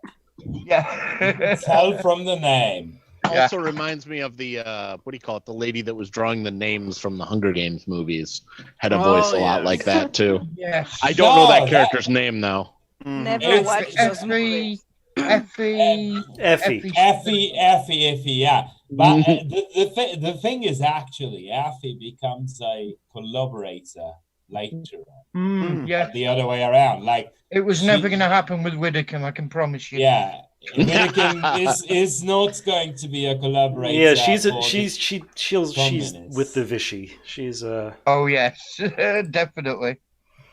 Effie is a communist who doesn't know she's a communist yet. There is a difference there. Yeah, but I understand what you're saying, and you're right. I mean, the name kind of implies it. Like it's like a what's the word? It's like a 180. Like Effie is going to be a shit person because of the name. Yeah, but then she turns out to be good. Yep. She acts the way she does because she has so much empathy for the people she has to interact with that it breaks her heart. Mm-hmm. I have absolutely no clue who you're talking about. A character from the Hunger Games. I never read the novel. Oh, I saw that's why. Okay, I never read the book, never watched the movies. I saw the first movie. Books are good. I can't stand Jennifer Lawrence, and she will forever be Katniss. So even in the books, so I won't be watching it. And also, I'm 41 now. I'm done with teenager stuff. Mm-hmm. I'm never done. I'm never done with it. I'll never be done with it. But you're even more immature than I am, so. That's not the reason, though. I'm sorry, Geek. You just go on. Yeah. Yeah. So I just put in the live chat because Just Right just did a video that they were actually planning to do they were working on for about a month or so, how to write a revolution citing the Hunger Games. And because at first he hated that the ending of the movie was just all the citizens rising up, and that kind of like it devalued what the main character I saw your audacity, John. Oh, John is doing the podcast thing. Yeah. It's anyway. Just Right first hated that when he's like, "What did the main character do? Why is the main character doing all that throughout the whole trilogy of movies? If the if the citizens are just going to rise up and over." But then that's what a revolution is, you dumb nuts. Yes, exactly, exactly. He reevaluated. You always have a fucking face. Someone makes people fucking rise up. Yeah. Never happened the other way around. I mean, sometimes it's a dead person like George Floyd. Yeah. Yeah. But sometimes it's not a dead person like Che Guevara or fucking Katniss Everdeen. Yeah. I mean, why did I default to fucking Scottish again? Scottish when I talk about Katniss Everdeen? I have no idea, but it happens. Everdeen seems like a very Scottish name, I think. I mean, it's Can you stop with your offensive Scottish accents? He does it well, though. It's a wee bit I mean, I have no idea what I'm talking about right now, but I'm gonna tell you, Katniss Everdeen is a mighty sexy name. I mean, that's all I have. Sorry. I mean, I don't know why I defaulted to that, but fuck me. I haven't read anything else than the Discworld in 10 years at least, so. Could be. I mean, there are people who are the faces of the revolution, and there are people who are the cogs and fucking gears of the revolution. Yeah, and then there are the peasants, right, Julie? But then it's it's kind of like movements. I think is what it is about as well. I mean, that sometimes not only is it that there's person who is the face of the revolution or of the movement or something like that, like the spokesperson, as it were. But that's part of it is the media trying to get the scoop of get the exclusive interview of somebody with Black Lives Matters or something like that. But it's also how some people view history with the great man of history kind of mindset. Definitely. Yeah.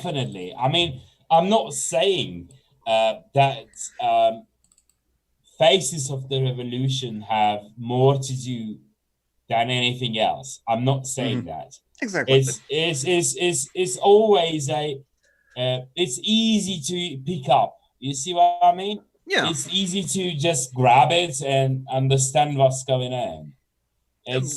There is nothing more to it. I mean, you know how people talk about MLK. Oh shit! Mithril is dying live. Well, we're all slowly dying anyway. We all have entropy. Do you remember how confused? No, not me. I think he's speaking Scottish. Yeah. Not at all. Do you remember how confused the media were though when they couldn't find a leader of Occupy? Oh yeah, that was fucking amazing. Their heads were like, what? Yes, how are we supposed to demonize you if we can't talk to one of you? Because they don't understand. Yes. I mean, what's his name? Barr in the US wants to meet the leaders of Antifa. I wish him all the luck in the world, honestly. Exactly. And these professional anarchists. I didn't know that anarchism was a profession. Yeah, I haven't gotten my check. You can make a lot of money being a professional anarchist. I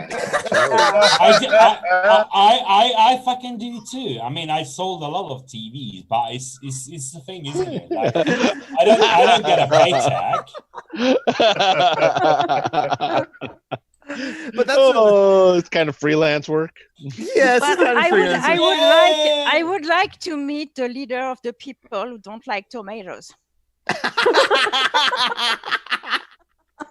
Because that's about as sensical as wanting to meet the leader of Antifa.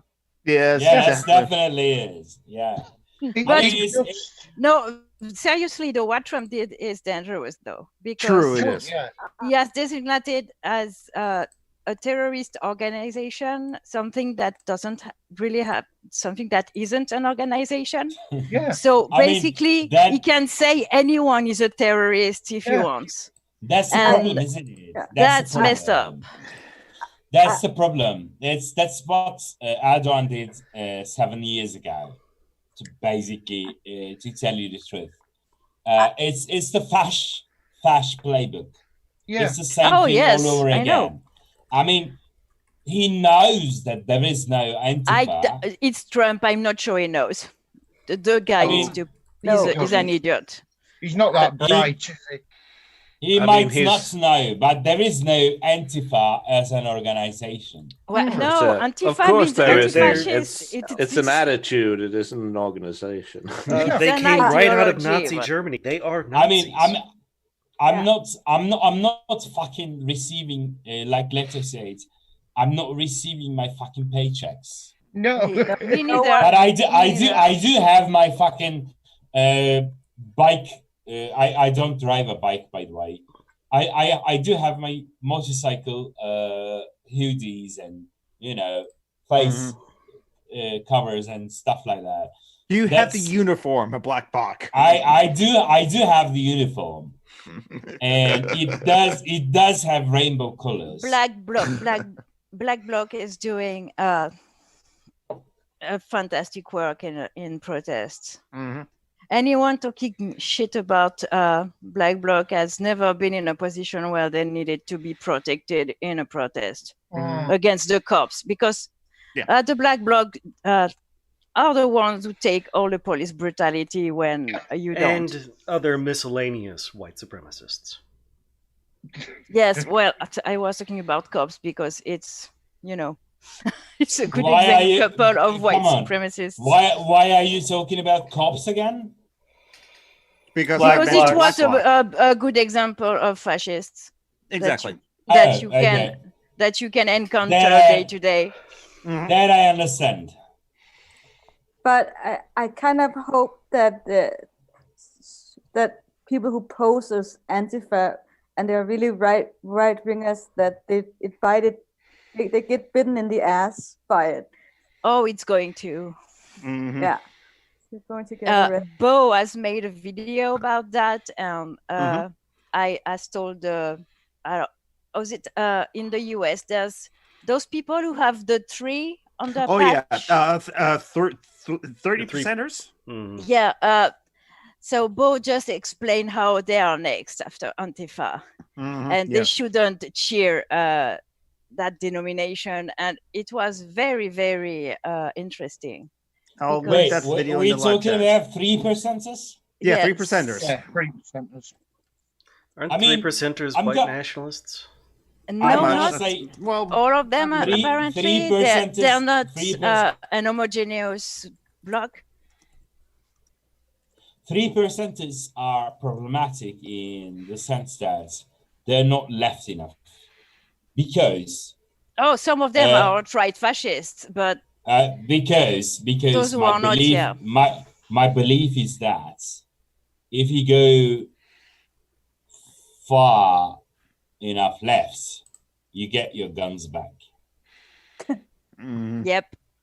But 3%ers are like children in like 4K kids who think they know how the guns are. I'm trying to find the best words here. I mean, I surely I could say what I mean, but guns mean something. Say it in Turkish. In America, no, I'm not gonna do that. That would be really fatal. It's like And in also no one will America. understand, but that was a joke. Yeah, in America, there are people who love their guns. Yeah. That I understand. I'm not gonna say that's wrong. I'm gonna say No kink shaming. yeah, I'm not gonna kink shame people for liking. See, the great thing about a gun is you can use it to insert or to No, insert no, into. shut up! Yes. Stop it! This, John, no, let's go. John is right. I mean, you can use it as a dildo or a sleeve. I mean, it is a wonderful piece of technology. I don't want to know what you do with your fucking guns. It's amazing. I mean, You said it right there. You can even dock one gun into another gun. I mean, I'm all right with homosexual. That's on you, David. I blame you. But there is a problem there. To earn the right to have your gun stand tall and be admired, you need to be fucking left. Like, there should be a fucking reason for that gun. And it's follow the Black tyranny of Panther the leadership. government. I mean, tyranny of the government. Yeah, I know you talk about that. But I also know that it's like from fucking what are they called? Halliburton to Pepsi to Coca-Cola to whatever. Corporations? Corporations. They're just stepping on you, threading on you, and you're like, this at least it's not the government. I mean, you see what I mean? Oh, and caps. Yeah. Yes, that's what I'm talking about. And caps and the fucking 3%ers. You don't have a fucking what's the word? You don't have an ideal. You just love guns. I understand that. I'm not against that. I like guns too. I don't, but I don't care. I do. I do like guns. What if the gun was shaped like boobs? Then I'd have sex with that fucking gun. But it's a problem, isn't it? Like, you like guns, just go to a fucking polygon. Black Panther meeting. I mean, go to a fucking shooting range, mate. There are a lot of leftist shooting ranges in the US too. But if you really want to shoot at people, shoot at fucking fascists. I mean, there are a lot of them. I'm not going to stop. Never stop. Yeah, that's what I'm talking about. Mm-hmm. I mean, yes, go to fucking Rojava. I mean, I'm not talking about stopping or anything like that. I mean, who am I to? King shame. Fucking fash is numerous. And just and we definitely need people who know how to use a firearm against them. Because I don't know how to use a firearm. If someone gave me a gun, I'd be like throwing it in the face of my assailant, give me a blade, any blade that I can I know how to use a gun, and I'm gonna tell you, it's gonna be really fucking useful, and the fash really loses it. But it's the thing, isn't it? Close to that. The whole thing is, what I'm trying to say is, there are like maybe 2 occasions where a gun is useful. One of them is shooting fascists, and the other one is shooting really high up fucking apples from trees. I mean, there are no other uses for it that I can think of. Are you the Turkish Willem Tell? I'm not, and I can shoot what I'm looking at, but I mean, I'd prefer to shoot at the fash, if you get what I mean.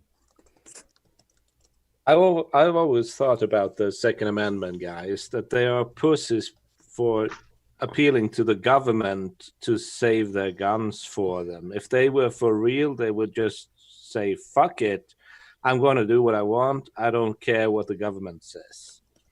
but they are specifically appealing to the government to save their guns. So, well, some of them do You're go a smart that route. person. You're a fucking smart person. I would say the same. Isn't it? Don't give David compliments. Oh my God, you will No, never get over it. That's how I will. I mean, isn't it clear that if I say I love my guns and I want to keep them and I'm a 3%er and fuck governments and don't threat on me, and then go ahead and say governments help me because Second Amendment. Oh, it's hypocritical, isn't that a problematic thing to say at least? That's because I they are don't not think they think anti-government. Oh, sorry, like go ahead. Yeah.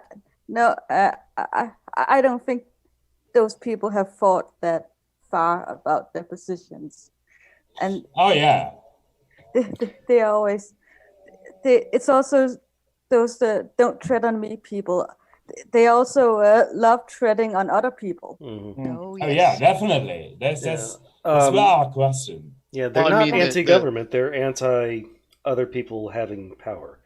The rights that they don't want treaded on is the right to tread on others' rights. The full Reagan quote should be, the most dangerous phrase in the world is, I'm from the government and I'm here to help black people.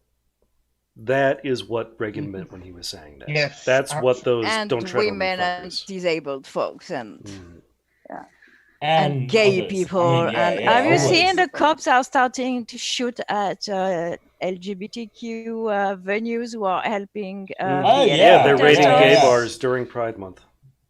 I was fucking lynched with real ammunition too. It wasn't rubber bullets. And have you seen that awful pictures of the guy homeless guy in a wheelchair? The cops shot a rubber bullet right in his fucking face. The poor guy. Oh my God! How do you see a guy in a fucking wheelchair who was probably drunk as fuck and see it as a threat? There is a photojournalist that I love. Been following for years, and she got shots in the left eye with a plastic bullet, and she lost her left eye. And there's a lot of that among protesters in France.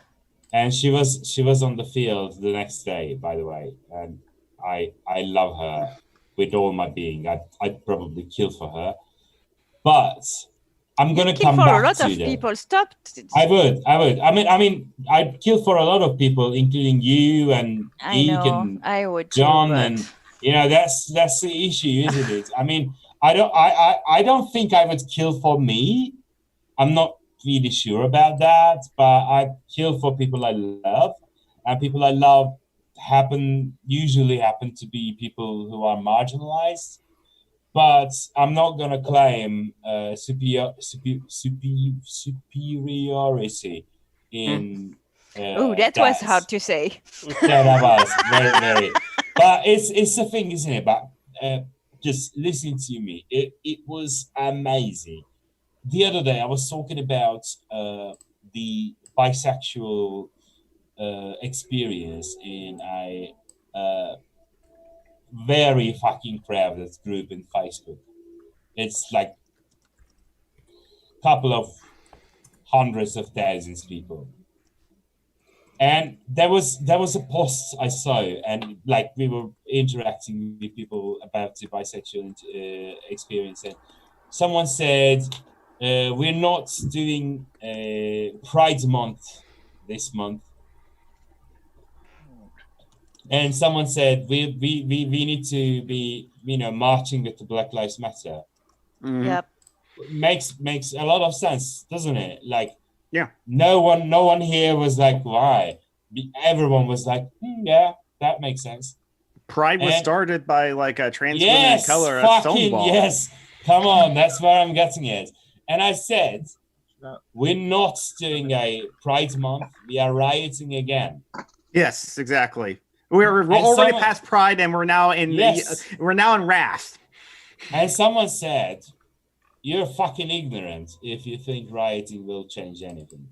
And I was like, are they paying attention? I mean, I don't want to say much, but you know, the first Pride was a fucking riot. Yeah, instigated by the cops. Or watch the news right now. Women of color who fucking saved our lives. Who the fuck are you to tell me not to riot? I owe them. Liberal. I fucking owe them my life. Who the fuck are you? I mean, I'm sorry, I'm getting agitated, but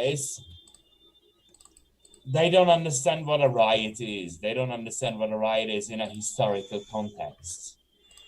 We got all of our fucking rights because someone threatened violence. There is no other fucking way. I love how French people are chill regarding the riots in the US. The whole world is losing its shit. And we are like, yeah, then what? That's what we do every 2 weeks here anyway. So I mean, but they're damaging property, Julie. No, what about we damage property too. Oh boy. Yeah, that's of course the very racist. Will no one think of the property? Or buildings. Property can't defend itself. I mean, if you name a store Target, you're kind of asking for it. Yes, I mean, you are kind of asking for it.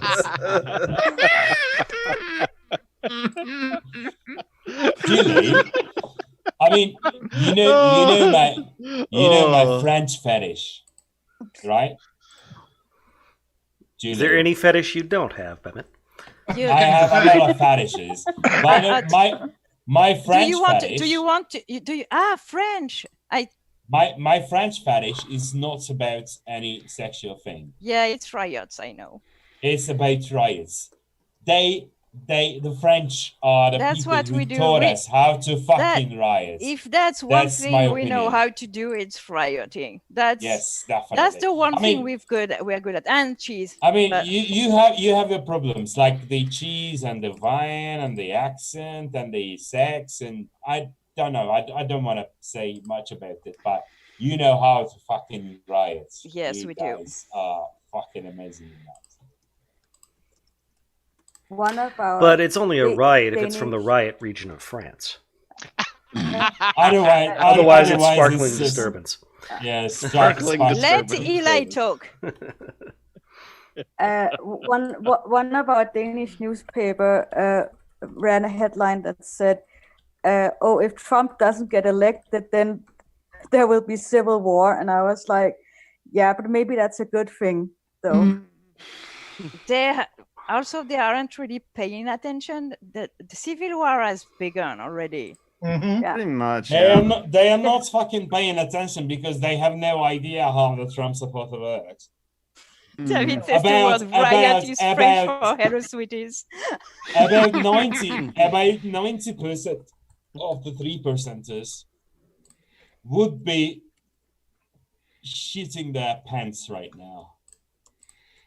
I mean, I don't see a lot of Trumpers going up against the Black Lives Matter last couple of months. I think some of them have. They do, yes.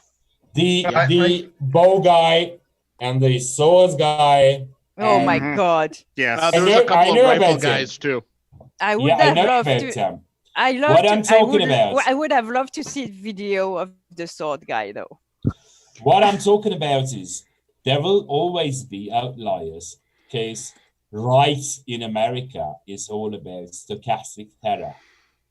I mean, there will always be terrorists coming from that group and choosing it. Antifa. Rioters and the Black Lives Matter and the Antifa and the, there will always be one or two. What I'm talking about is they love to make them, make themselves out like the militia that's against the tyranny, and they're now shitting themselves in their homes. Yeah. You see what I mean? Because they have no fucking idea what rioting or rising against tyranny means. No, because that need it. You need to have organization and mostly community mutual aid to riot effectively, and they are selfish little shits. And at least understanding of it. I mean, you don't have to be a part of a network, but at least have an understanding of community. Well, if you're not, your riot isn't going to be successful. No, that's not what I'm talking about. Oh, okay. What I'm talking about is, I mean, I could go out in America without knowing anything about America and be a part of BLM in minutes. You see what I mean? Because that's how you riot. People are organizing on the streets. People are helping each other. That's what I'm talking about. Those are the facts. I have no idea what a community works like. This is what a community works like. Black Lives Matter is from fucking grassroots community. Mm-hmm. It's not from anywhere else. It's from the people who live there. I mean, there was this Hindu guy with a Gandhi restaurant. Gandhi something. No, I'm not talking about Gandhi. There was this person with the restaurant, and they burned the restaurant. Oh yes, I saw the article. And he was like, "Let them fucking burn it. I don't care. We can rebuild it. We can't bring back a life." That's how you be a community, for fuck's sake. I mean, individualism, and you know, I'm gonna say it, and I'm gonna see cringes on the faces. Objectivism are not what a fucking community makes. I mean, I have no clue what objectivism is. Ayn Rand. You do. You do. Oh, okay. Oh. Fuck you. Bless you, right? You didn't even braid your beard. I'm really not happy.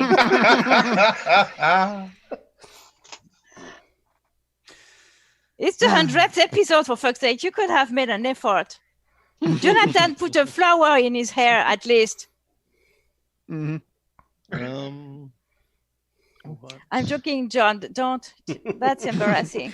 Hey, I'm going to get another drink. I saw your first I'll be right back. I mean, look at my beard. Shut up, David.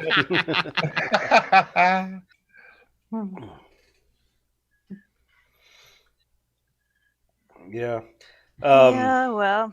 Yeah. Tim said in chat, in Philadelphia, there's MAGA gangs going around helping the cops beat up protesters. Yeah. And the cops were giving advice to right-wingers on how to most effectively hurt people without getting arrested. Yeah. Yeah, because that Rage Against the Machine song is still relevant 30 years later. That's amazing. The time for you guys to trust your police force is gone. It's over, isn't it? Mm-hmm. You know, I mean, they clearly show.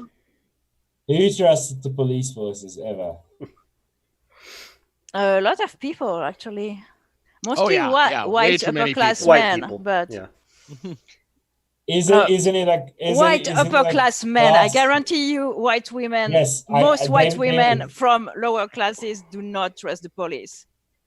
I watched. One in 5 of us have been raped and have tried to go to the police for that, and we know not to trust them. They are useless.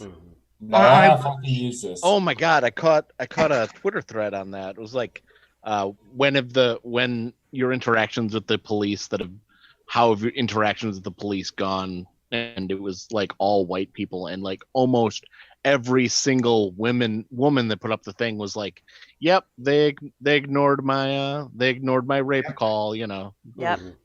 I was just 16. reading is like, I was 16 when it happened to me, and the first thing they told me was ask me if I was dressed like that. Oh.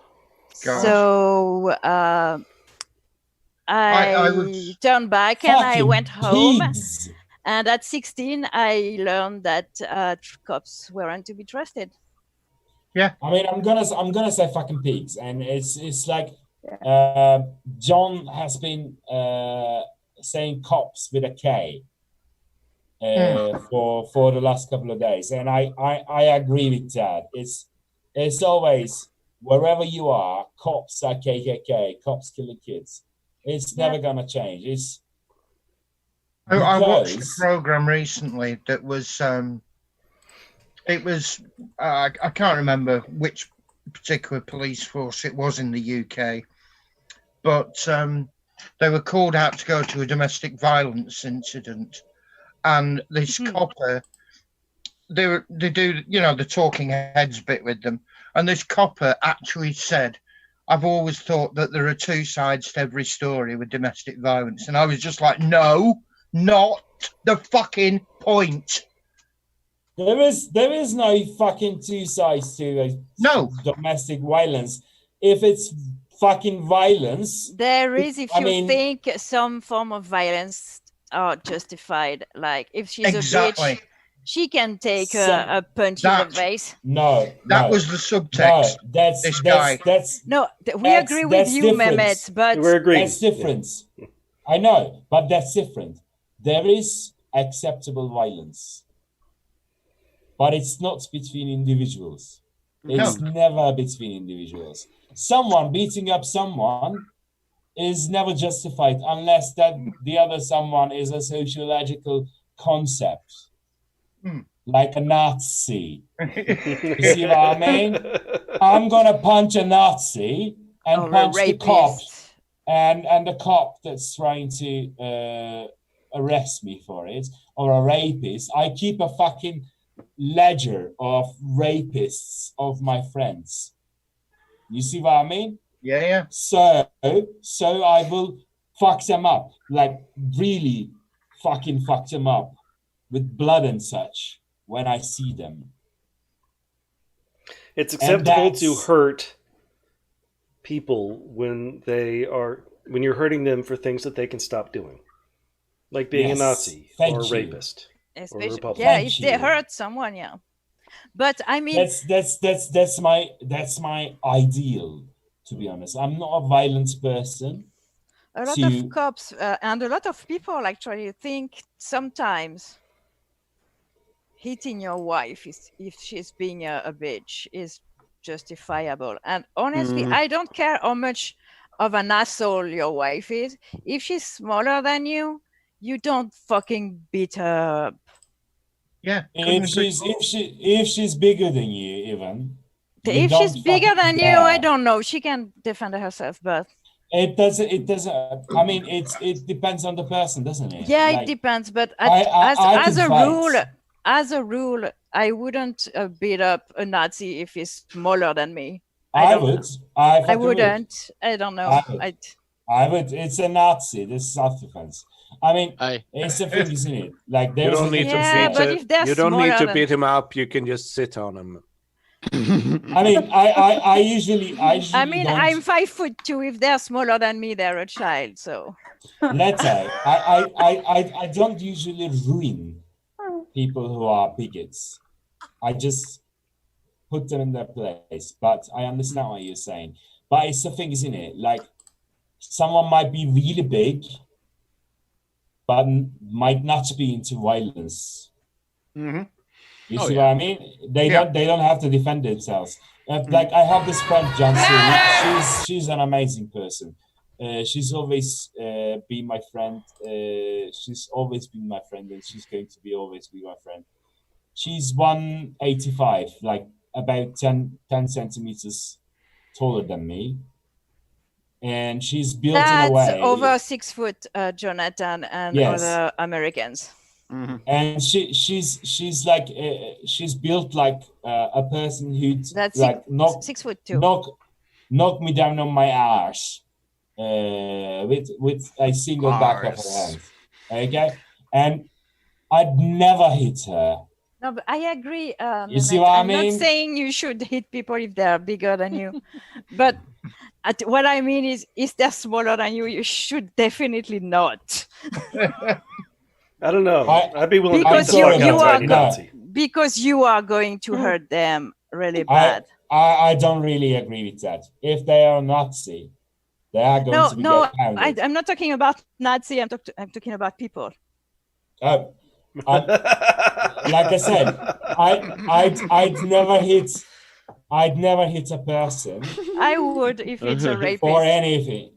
But a rapist isn't a person, are they? Yes. They are. No. I understand what you say, but don't, because it's very dangerous. It fits the myth. Care. It fits the myth that that nice guy everybody likes couldn't possibly have raped you. Rapists are men, usually men. And they're very much human. They're not monsters. They're usually your friend, your boyfriend, your father, your brother. Agree. Yeah, I definitely agree.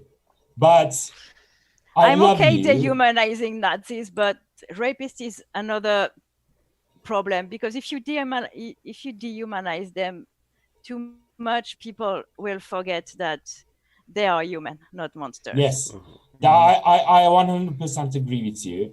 But even though I love you, I'm gonna say that. I mean, if that will change anything between you and me, I'm okay with that. If there is a rapist that I know who's smaller than me, I'm gonna fuck them up. Yep. I mean, it's gonna happen. I'm sorry. I mean, I'm gonna change their morphology. I mean, that's gonna happen. I'm not gonna go like, oh, they are smaller, I shouldn't. But you see what I mean? Yes, I see what you mean, but you're missing my point. Actually, I'm sorry about that. I'm just saying, if you beat up someone who is smaller than you, you will definitely hurt them. That's all I'm saying. Yes, I mean, that's the idea, isn't it? I'm gonna hurt a rapist. I'm gonna shape their change. I know. Change their shape. Anyways, I wasn't trying to start a conversation here. What's going on? I don't know. I want to change the topic to like, what is direct please. action? Who? What? What is direct action? That's one example. That's okay, one example. we Are can going to talk about that every week? I don't know. Well, it's just like I just saw Steve Schei's post saying that he gets it from the responses from his post yesterday and the video he did yesterday, but he still is like, well, we got to get rid of Trump. And then it's just like, okay, yeah. I kind of agree with what I responded to him on Twitter to say that I have problems with the video he posted, because I'm really sick of liberals acting like Democrats are going to save America. They're really not going. Exactly. But I don't think it's the time and place for whataboutism. What about Democrats? I think he's right. You need to get rid of Trump, and then we'll see how to get rid of the other motherfucker. But I don't think it's productive, because they aren't going to listen. Yeah, they aren't. So another question of like, we need to get them when they're ready for that. Sadly, when will that be? I don't know. When Trump is not here, they're not going to have more excuses to ignore us, I think. That's actually kind of in favor of like voting for Biden for those that are able to. Yes. I think I'm kind of in favor of voting for Biden. Not that my opinion has any weight, because I'm French and I don't even vote in my country. Because but you can vote for Biden. Just listen to Trump. He's saying it's really easy. Time. That's why we're doing the mail-in thing. You can just mail it in. It's real easy. It's real easy. Everyone can vote for. Yeah, for but I'm one of those American assholes elections. who don't believe in voting because of politics. I mean, for me, voting is consenting. Well, it's a larger debate that I'm not really. I don't have the spoon to talk about that now. But okay, well, we'll save that for another time. Yeah, I think if you plan on voting, you should vote for Biden. just to have a window. Rapists in the White House. Just to have a window yes. for us. And also, mainly liberals won't be able to say we have more pressing issues. True. By having Biden in the White House and the Senate and the House of Representatives being run by Democrats, now they don't have an excuse that like we have more pressing issues. Now we can like say, okay, let's. I mean, if the House of Representatives is run by Democrats like Pelosi, honestly, I really don't see the difference. But true. Anyways, apparently, if I say that, it means I'm privileged. But the thing is about, I mean, if you look at the police situation that you have now in America, a lot of that is done on the state level or the local level. So vote for people who are going to defund the police departments of the various states. They are not a whole lot that are going don't pay to do that. that much attention to the presidential election because. True. And we need to work at all levels to pull everyone at all levels of the left, state, local, national. Yeah, I mean, you used to have socialist mayors in the U.S. I love not that meme long you ago. posted It's 100 years on the ago. stream. I think Wisconsin had a whole. I think they have 10 socialist mayors about 100 years ago. Yeah. And what you have now has a proud history of socialism. Yeah, so I mean, like the Setback History did like covers like the left wing parties in America. Now we actually have socialist countries. Eugene Debs ran as a socialist from prison. See, I'm scared of guns, but I can make a mean Molotov. Yes, exactly. I burned myself so often that I'm not afraid of fire. I can play with it. That's what you get when you put your fingers in hot glue. The secret is the splash of vermouth.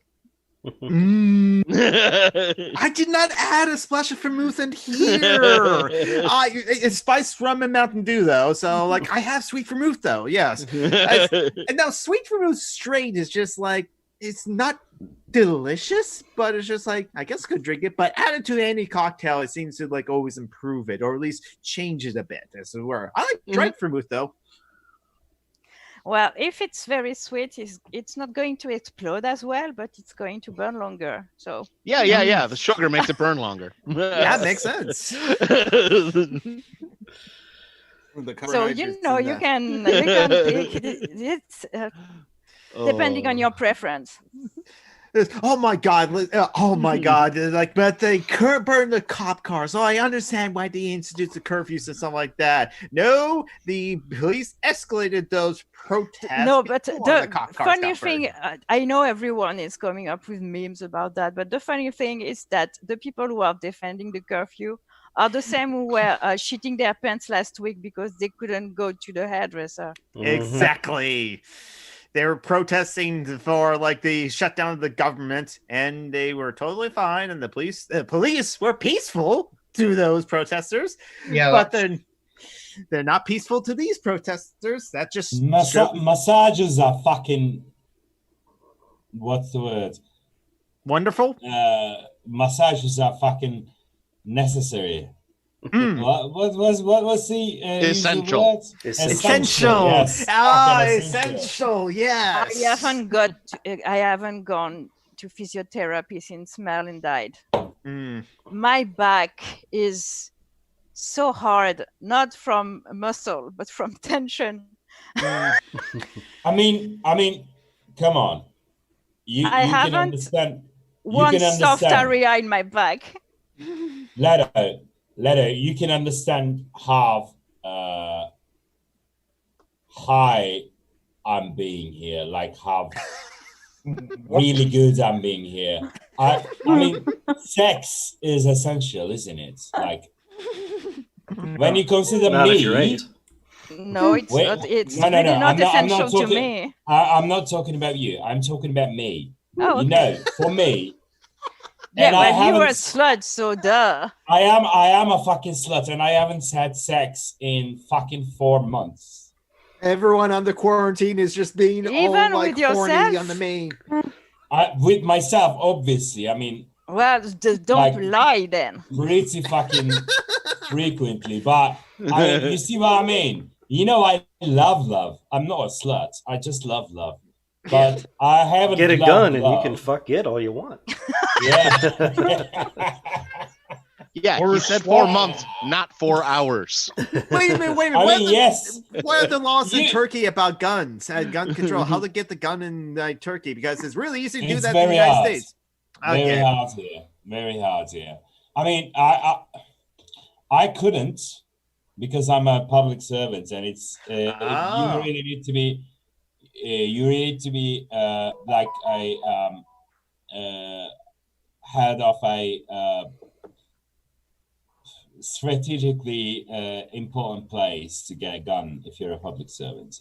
I see. So your public servants don't have guns? Oh my god, those cops must be like dying all the time because they don't have guns. Well, cops do. That's the problem. Like, it's not. It's not In like, the UK and in France, they don't. yes, yeah. In the UK, they don't have guns. In France, But they do now, but they used to not. Oh, like David It's a and thing. like Ellie, what do the cops in your countries have like guns, and what are the gun laws like in those countries as well? There's pretty severe restrictions. It's like only hunters who really have in guns, France and if you too. go to a shooting range, then you can also get a gun, but you can't go around with it in public. We had a case where a shopkeeper shot someone to protect his store, and he got thrown in prison. And that, I don't think that would happen in the States, would it? Not really. Nope. Actually, Not no, even laws. little. Not even little. Like in Texas, you can just kill someone if they're like coming onto your property because like you're defending your property. So You can there's chase them actually- off of your property and kill them away from your we're fucked up. We're a far right country. It is fucked up. But if you're a black woman who shoots her ex-husband in self-defense, you go to prison, though. Oh yeah, definitely. Yes. Oh yeah, I mean, It's the thing though. What I love about America is, I mean, there is a problem with gun control there. That's definite. Mm-hmm. I'm not gonna argue about that. But I don't think there is, but it's another. There's a problem with white nationalists. Yes. yes, but You don't see black people and women shooting up everything in the US. You only see white dudes do that. So Look, I'm coming to it. I know what you're talking about. Stochastic terrorism. No, I'm not talking about America. that. I'm talking about white male entitlement. Yes. Just general That's what I'm violence. talking about too. That's how that actually presents itself through stochastic terrorism, like school shootings and people running their cars into fucking peaceful protesters and stuff like that. Mm-hmm. I mean, that I understand is a huge fucking problem, but there is an opportunity there. The left in America. The left in America. The left in America. That I'm talking about. All 15 of them. Yeah, all 15 of them. Yes, that's what I was. Three going of to us say. are here on this podcast, or two of us. Look, I understand what you're saying, let's say, but I'm going to argue with you on that. We're the left in America. Whoa! Look, I'm come just on, talking please. shit. I'm just talking shit. I know, Mehmet. I know, but I really need to say this. This is important to me. United States of America is a place where Overton window is so fucked that people think left is liberal. Yeah, I understand. Biden is a leftist, for fuck's sake. Yes. Well, the right is Biden- steering him to be a communist, which is like their tactics. That's the word. Yes, because like that's they did that why with the Bernie. Overton. Yes, Geek. That's the problem. That's why the Overton window is fucked there. Mhm. I mean, I have friends who are very close friends, who are like don't be disrespectful to the blue. Like years ago, I'm not talking about this instance. They would be on the side of the Black Lives Matter now, but like they are public servants. Don't be disrespectful to them. And I'm like, I don't understand what you're fucking saying. All cops are fucking bastards. What the fuck are you talking about? And they're like, what? I thought you were a leftist, just a leftist. I'm like, you have no idea what a leftist is. I understand that, but I just had this conversation in Discord server today before the show. That's why I was late. Anyway, you go ahead. That's the thing, isn't it? There is a fucking generation who are so fucking left that I am kind of what's the word? Ashamed that I'm not that far left. It's like there is a new generation who are teaching me about how to be far left right now in America. America is a place where that can take hold. You see what I mean? There is a difference there. I mean, America is a place where overtime is fucked. Definite. I'm not going to argue about that. Yeah, completely. I'm not going to argue about that. I mean, your general idea of left is so far right to me, I wouldn't even see them. Our population is, their beliefs and attitudes of the population of the U.S. are far closer to Europe, but our government is so far to the right. Yes. Have you seen the poll that 54% of Americans agree with the burning down of the police station in Minneapolis? Yes, so good. Yeah. Bernie Sanders would be considered a liberal in Sweden. I can tell you. In France too. And in Sweden, in Sweden, yeah. We have real left parties in Sweden. And what about, you didn't answer about the cops? Do they carry it's firearms? It's mostly the same, like Ellie. I mean, most cops don't carry live ammo weapons, but they have, especially in the big cities, Stockholm especially. Yeah, tasers, they carry tear gas, plastics. Yeah, so it's going in that direction, certainly. Do you have riot police in Denmark and Sweden? Yeah. Yes, we do, but they're not. There are riots in your countries. You all seem so polite. I don't know. No, Danish people are not polite. Swedish people are polite. Danish people are. No, they aren't. No. Look, my experiences. I've known a lot of Danish and Swedish people. You guys aren't polite. Honestly, for me, if they're in Turkey, they probably aren't. No. I've been to Sweden and I've been to Denmark, and people aren't polite. People are fucking to the point. Mehmet, you have to understand that my point of comparison is French people. Polite compared to us. There is no comparison. You guys are outrageously like looking for a beating. So Lato, as from a French comparison, who is the of Swedish, Danish, Americans, British, and Turkish people who are the most polite? Oh god, Danish people, without a No, question. the Brits, definitely. No, they are not. They are not. Even to the French? Wow. No. Brits are not polite. You thought they were being polite. When Brits want to riot, they do a sitting at Buckingham Palace, for fuck's sake. That's how they riot. Brits aren't polite.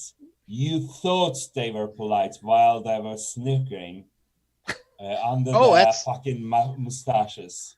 I was going to say that's what I've always thought polite was.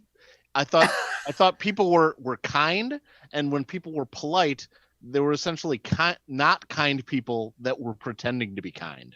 That's a good point. That's a good point. Joe, that's a fucking good point. I mean polite in the sense having a very good behavior. Okay, I'm gonna change my view then. Danish people are to a T Like I've met maybe 100 Danish people. All of them are kind people. Like they know their boundaries, and they are European people. Yeah, there's a lot of Nazi in Denmark, but, so yes, yeah. obviously. But they usually are like kind people. Like they're not gonna judge you straight away. Considering the population of Denmark, no, not a lot, but Swedish people would have been really, really crude and what's the word? They could be really crude, but they know that they've done they've done the world a huge dishonor with rednecks, so they are not. They are kind as well, because they are apology. I mean, if you're going down that road, I don't know how many Billboard #1s the last 20 years have Swedish composers. So rednecks is just like, that's nothing. I mean, all the Britney Spears hits, the Backstreet Boys. Do not talk shit about Britney Spears. Britney Spears is a comrade. Britney Spears is a comrade. That's without question. But Loki, I understand what you mean. But I'm gonna tell you this: I've had Swedish friends, very close ones. One of them has been in my clan in an MMO for years, and she, every time we run a raid, is that Sark? No, not Sark. She's from Norway. Oh, I'm talking about the person you've never met. We've tried to get her to play Guild Wars again 2 with the not again, just but understanding the difference between Sweden and Norway. I mean, I understand it. I'm French. Do I need to repeat it again? Sweden is the penis. Norway is I the understand tumor. it. No, Norway is the balls. I mean, I understand the difference. No, Finland is the balls. Norway is on top of it. I mean, I'm American. I just remember it's like, wait a minute, I don't know much about Denmark other than like the piano player Victor Borge was from Denmark. Denmark isn't on the same at the same place of the No, three others. no. I know. It's reattached to Europe. It's the in one place, it's only Jutland. The rest of Denmark is a collection of islands. Mm-hmm. Oh. Yes, it is. Yeah. Have you? Do you touch Germany, right? Yeah. Leno, Yes. did we do fractals together ever? No, I don't like fractals. Okay, yeah. That's why you've never met. They hurt my hands. Yeah, that's why we've never met with my Swedish friend. She's a teacher, 60-something. She built Nice. her own. She built her own school very recently. She's a very progressive kind of person, and every time we go to a raid or anything like that, she's like, by the way, guys, I'm really sorry for rednecks. For what? I mean, rednecks. And she's Cotton Eye Joe. You know the Cotton Eye Joe? Cotton Eye Joe is an American folk song. Oh. Yes. But Performed by the band Rednecks. yeah. Where did he come from? Oh, Where where did they're he go? Sweden? Where did he come from? Pete Seeger. Yeah, Rednecks is Pete Swedish. Seeger recorded a Okay. version of Cotton Eye Joe. Back in And the no 60s. one knows about it, Loki. I'm sorry, but you guys are the real problem here. No. Where did you come from? Where did you go? Where did you come from, Cotton Eye Joe? But I hadn't been for Cotton Eye Joe. I've been married a long time ago. Where did you come from? Where did you go? Where did you come from, Cotton Eye Joe? You're making me cry. I love it how like the three Americans and Mehmet started dancing. I gotta admit, I really do like the beat You on do that realize song. It's you do very realize, fun. by the way, that this date is Sweden's National Day, the 6th of June. So you must be hearing you're basically bullying a country right now. So you must be hearing Kotanajo like wherever you go, because that's your national I anthem, don't, isn't because we hate it in this fucking country. I mean, terrible This is also the day of the Normandy invasion as well. I don't know if Denmark is better. We gave the world Aqua and Barbie Girl. Stop it! It's amazing. Listen come on. Listen to the lyrics of that song. Eli, yeah, that's so subversive. Did you say Aqua?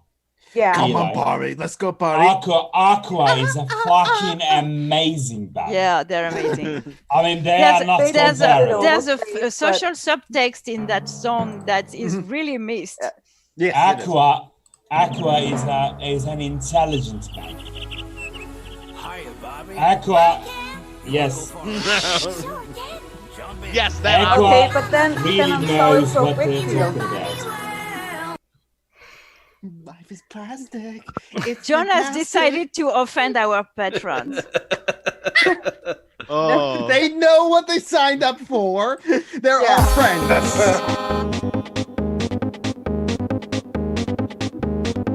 What the fuck is that? It's the 100th episode of Social Justice Alchemy. We're now at the dance party portion of the show.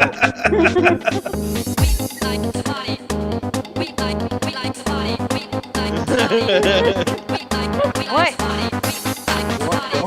That's the Vengabus. What the fuck was that? Oh, the Vengabus by the Vengaboys. From Spain, right? And they're from Spain. We don't have Spanish people in the the chat, do we? I don't know. We have any? I actually like that one, shamefully.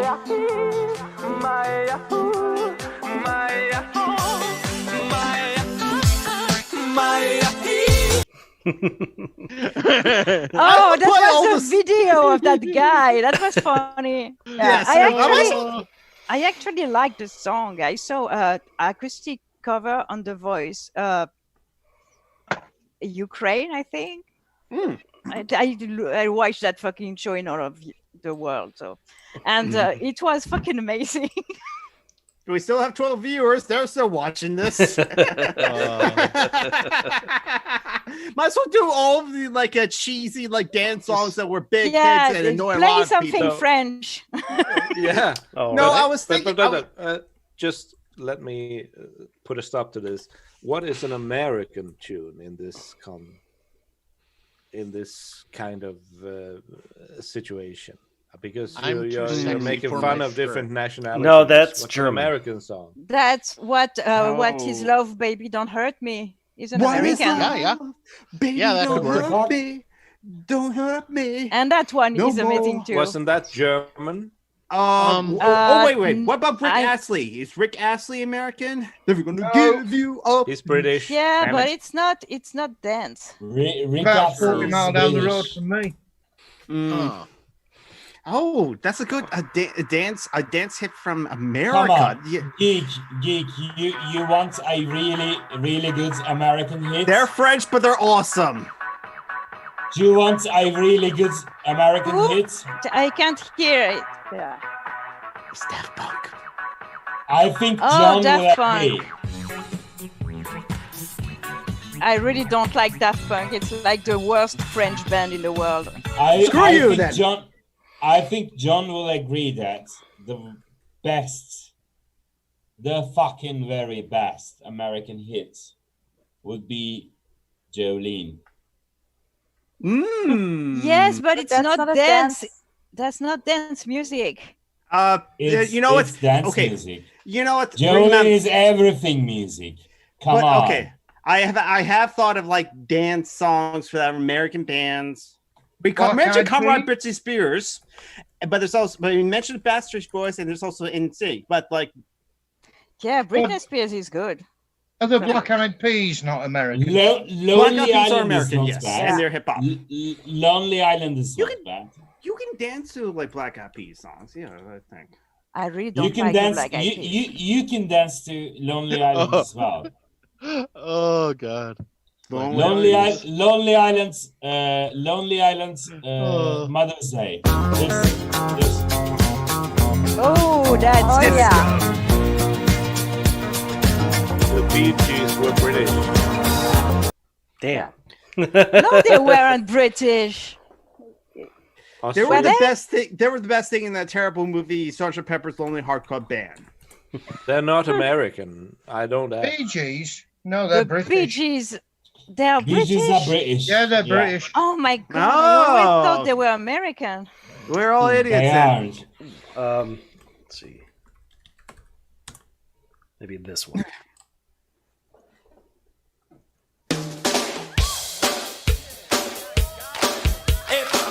Oh, I know that. Lobster. Oh, Lobster. Oh, I'm pretty sure they're British too. Well, the B-52. B-52s, they're British, aren't they? No. They're American. I don't know. They are dead. An American new wave band formed in Athens, Georgia. Myleads just linked a channel in the chat that has apparently that is relevant to what you're doing right now, John. So, I mean, Eurobeat remixes of lots of stuff. I mean, I really don't want to hurt you guys. You guys Too late. Go ahead. I consent. Don't hurt me. Don't hurt me. I'm gonna say no more. I'm gonna say what says America is Miley Cyrus. That's good. Oh yes, please do Wrecking Ball. Wrecking Ball it's not is really one a of good. the best. It's not a good dance song though. No, it's not a very good dance song, but it's brilliant. It is a fucking amazing song. And I would kill and die for Miley Cyrus. The sad thing is she doesn't really. Clap. I'm gonna add a little hip hop to this hoedown. Oh God. Boom, clap, boom, boom, clap, boom, clap. 1, 2, 3. I'm gonna tell you about a beat that's gonna make you move your feet. Pop it. That's Hannah Montana, the hoedown throwdown. Oh my god. Hannah Montana, that's right. I forgot she was Hannah Montana. I feel bad for myself that I knew that song within like a second and a half of you starting playing. No shame on liking like pop. And we were going through. All those things on the Disney Channel didn't come to France, actually.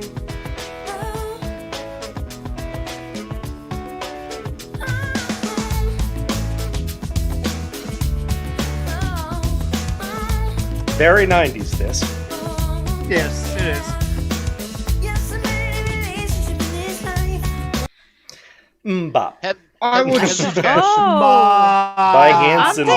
That's definitely American because you can't even stand the fucking lyrics. They're Australian. They're not American. Has anyone caught their later stuff? It legitimately slaps. Oh, they're American. Why do I think everyone is not American? I don't know. Wait. American suck. Do you know the best thing that ever got out of the UK? Pink Floyd. The best ever fucking thing that gets Pink out of Floyd. the UK. No. Black Sabbath. No. Cheeseburgers. Come on. The Beatles. No, not the Beatles. Oh, for fuck's Led sake. Zeppelin. Led Zeppelin. Black Death. Let me New type it Model out. Army, Black no. Death was pretty good too. Black Sabbath. I said Black Sabbath, yeah.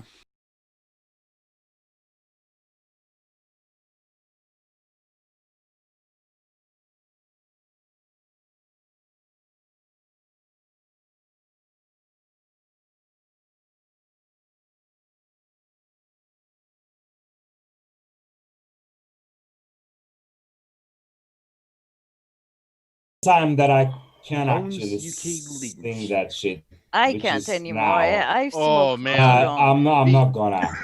Before my voice changed, I had a range that was higher than most of the girls in the chorus, and I miss it so then much. your voice Me changed. too. So That was the good old days before something happened. Oh, and what do you call it?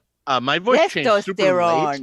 It was like 8th or 9th grade, and like I went from like honors chorus to just one of the voices in the back of the regular chorus. I mean, I'm a teenage boy.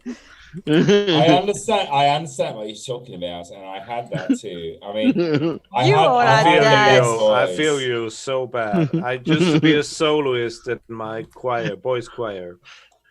And then, my sister and I spent 3 years making fun of my brother because of that. So, I mean, it's the worst thing, isn't it? Like, who asked you to have your balls dropped? I mean, would have been all right without my balls dropping. When I was at secondary school, your voice has nothing to do with your balls dropping, honey. Yeah, the weird thing is I didn't really have much of a transitional period. It was just I had this large range that I could sing. My voice got a little deeper, and I just lost the top range. It was just gone almost you're lucky overnight. Because a lot of teenage boys are super. I didn't have a weird awkward. I didn't have a weird awkward phase. I just lost my upper register.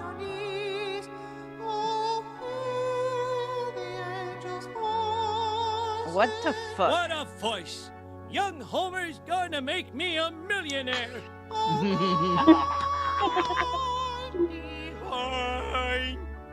Hey. What the fuck is this? That's when Homer Simpson's voice cracked on The Simpsons. Oh my god. Hey, my voice just changed. Oh, night when Christ was born. That's Jonathan singing now. Yes, that is me singing. Oh my god. Okay, this is the American artist that did make a dance song, Party Rock. Ooh. God. That's probably one of the very American. Yes, it is very American. Groove is in the Heart by Delight. Were they American? I think half of them were. I thought one of them was I forget what country, but definitely European. Yeah. Wasn't Snap American? American dance band Delight. Mm-hmm. Yes. Well, there you go. Formed in New York City. I'm old. Groove in the Heart. Anyways, I might really ignore you guys for a bit, so okay. I have my reasons. She's pretty. How do you say? Gorgeous. She's fucking pretty. Yes. La, la, la, la, la. Oh, I know that one.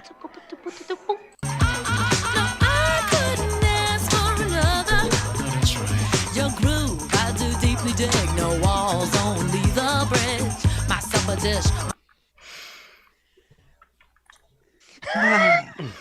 Any other requests since we're out now? Jonathan and Mehmet have the same dance move. It's amazing. just fucking go with Leech, Bones UK Leech.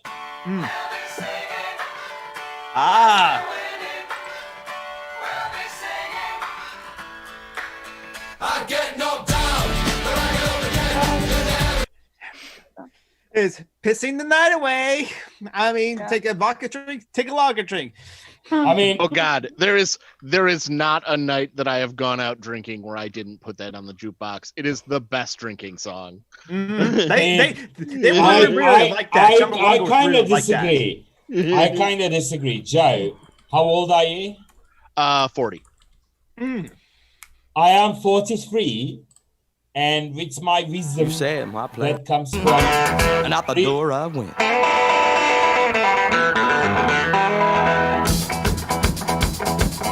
So I go down the streets, down to my good friend's house. As a young man, I'm outdoors, you know. Can I stay with you maybe a couple of days? He said, let me go and ask my wife. He come out of the house.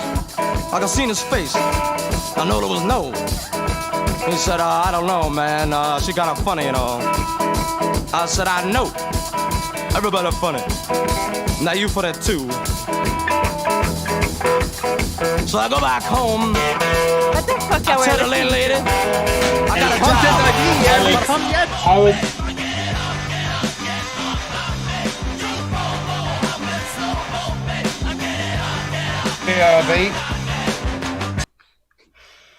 I can't find. Mylene says, you Americans had John Scatman though. Oh, Scatman's good. I was just gonna say, Joe. I mean, some fucking is alright, but it's not a really good drinking song. I mean, you and I really need to drink together at some point. Don't, Joe. He's going to want to fuck you and all. I'm not gonna fuck you, Joe. Well, no, he's going to want you to fuck him because, you know. That's a different issue. I mean, That's a different issue. Whatever I want is not a problem, as long as the person is not interested. You see what I mean? Like, I want you to fuck me too, Leto, but you're not into fucking. No. So you're never gonna fuck me. So that's all right. You see what I mean? But I'm always on that plane where I'm always interested in being fucked. Joe, if he is interested in fucking me, I'm all right with that. Finally found it.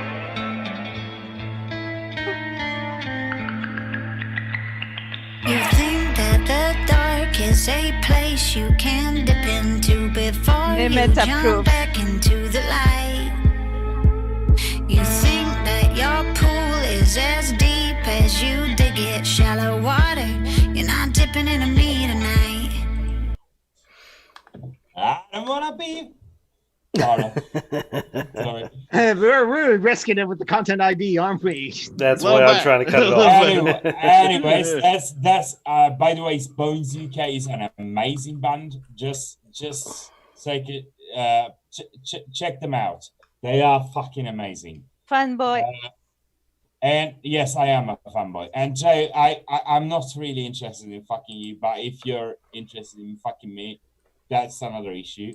But other than that, we should drink together, and you'll understand that thumb fucking is a fucking bad drinking song. There are really good drinking songs, but that's not it. And Loki, yes, you can join as well, as long as you have a big thumb thumping was the not theme. cap up, please. Put some fucking Rammstein for fuck's sake. Rammstein is Don't you mind irrelevant. People granting. But thumb thumping was the theme song for FIFA 98, I think. World Cup FIFA 98. So I've heard that intro like 2 million it times. was Blondie Atomic. What? In 98. FIFA? Wait. No. Are we It was talking about the football? French, soccer. No, who are you? I thought I knew you.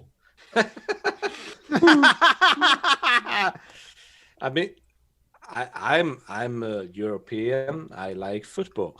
I'm European and I don't like football. I'm European and I don't like people who like football. 98. Okay, You're not Julie, European. you're not European because you don't like football. Mehmet, you're just not European. You're Turkish. You obviously Arab. Yes, you're a Asian. tiny part of fucking Turkey gates. is European. No, for real. Even people in Europe think Turkish people are Arabs. Yeah, we are do not they? Arabs. I mean, you are on the You're limit Asian. of the two, so. I would think they thought they were Turks. They don't see the difference. Yes, they really. Yes, a lot of people really don't. Oh. I know. Stupid brain. I would think that's the difference between a couple. Okay, I know this is something I'm expected to contribute a lot about, but I'm not gonna. Just bear with me. I'm gonna tell you why. Because I was joking, Mehmet. I know, but there is an issue right here, right now, and I'm gonna talk about it. Okay. It's a thing. We're not Europeans. We're not Middle Easterns. What are we? We used to be a lot of other people too. You see what I mean? Italy or Greece were not other countries. They used to Turkey be, is the bridge. Yeah, I'm not gonna argue with you, but I'm not gonna accept that either. Because I don't fucking care. It's the thing, isn't it? Like what we are, why would it matter? The reason I didn't really comment at the first on the first place is that why would it matter that I'm European or American or fucking... I was joking. I really don't care. Geographically, you are definitely a European. So Leto, I'm not replying to you. You're African.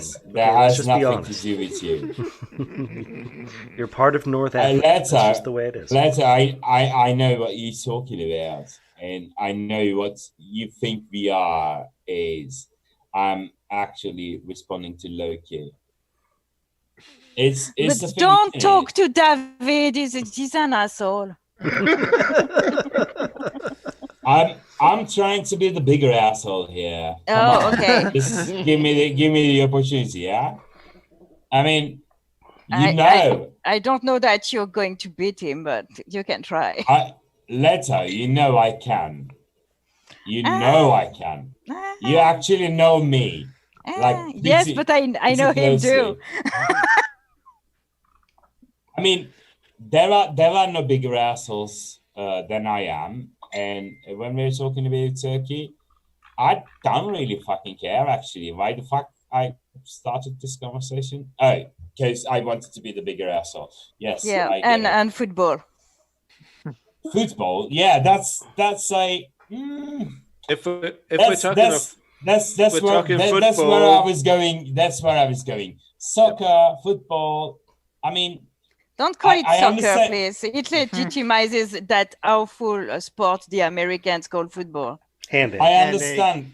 I understand why a person from Sweden would call it soccer, and because if it's like SOC, you could read it as soccer, or if you're American, you could go with soccer.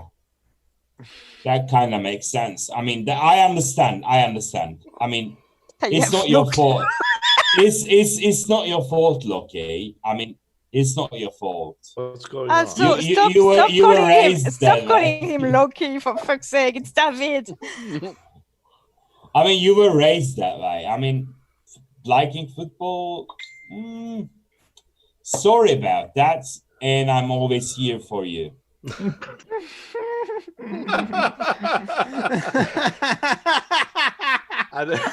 Didn't you have a pretty girl to call? I'm actually calling her. He's texting her. Talking with her. I don't really know where this is going, but it's hilarious. Unfortunately, I am fading, and I need to take the dog for a walk. 3 hours. Yes. So. Yeah, it's been a fun dance party, but I think we're gonna go through. I'm gonna go quickly through my pitches. Summer in the Geek on Twitter, Summer in the Geek on YouTube, Summer in the Geek on Twitch. All the links are down below. Charity links. The Google Doc was further up in the live chat, so check those out and give them money. Now let's all quickly do your pitches as well. She has her own channel, which just has all my shit is in the description. The Criff Crafter, Miss Andrea Animals, and check out Anarchist Memes. And now I'm done. All right.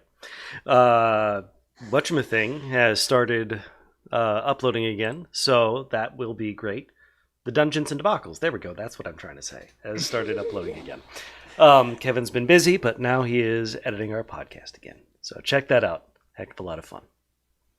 And now, it's a D&D podcast. Yes. Dungeons and Debacles. Nerds. All right, and now outro music. Oh wait, I'll need to share again. Yes. Is it the same as the intro? Yep, but...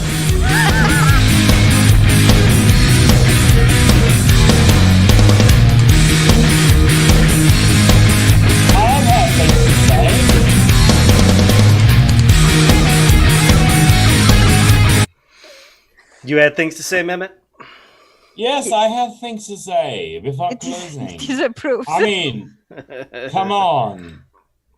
Support your local Antifa and your local people and support fucking my friends and support 2 seconds. Don't support me. I really don't need supporting. I mean, I was a former gifted child.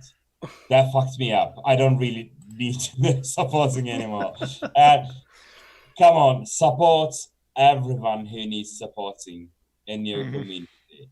Yes. And fuck those fuckers up these days. These days are the days where we need to be like,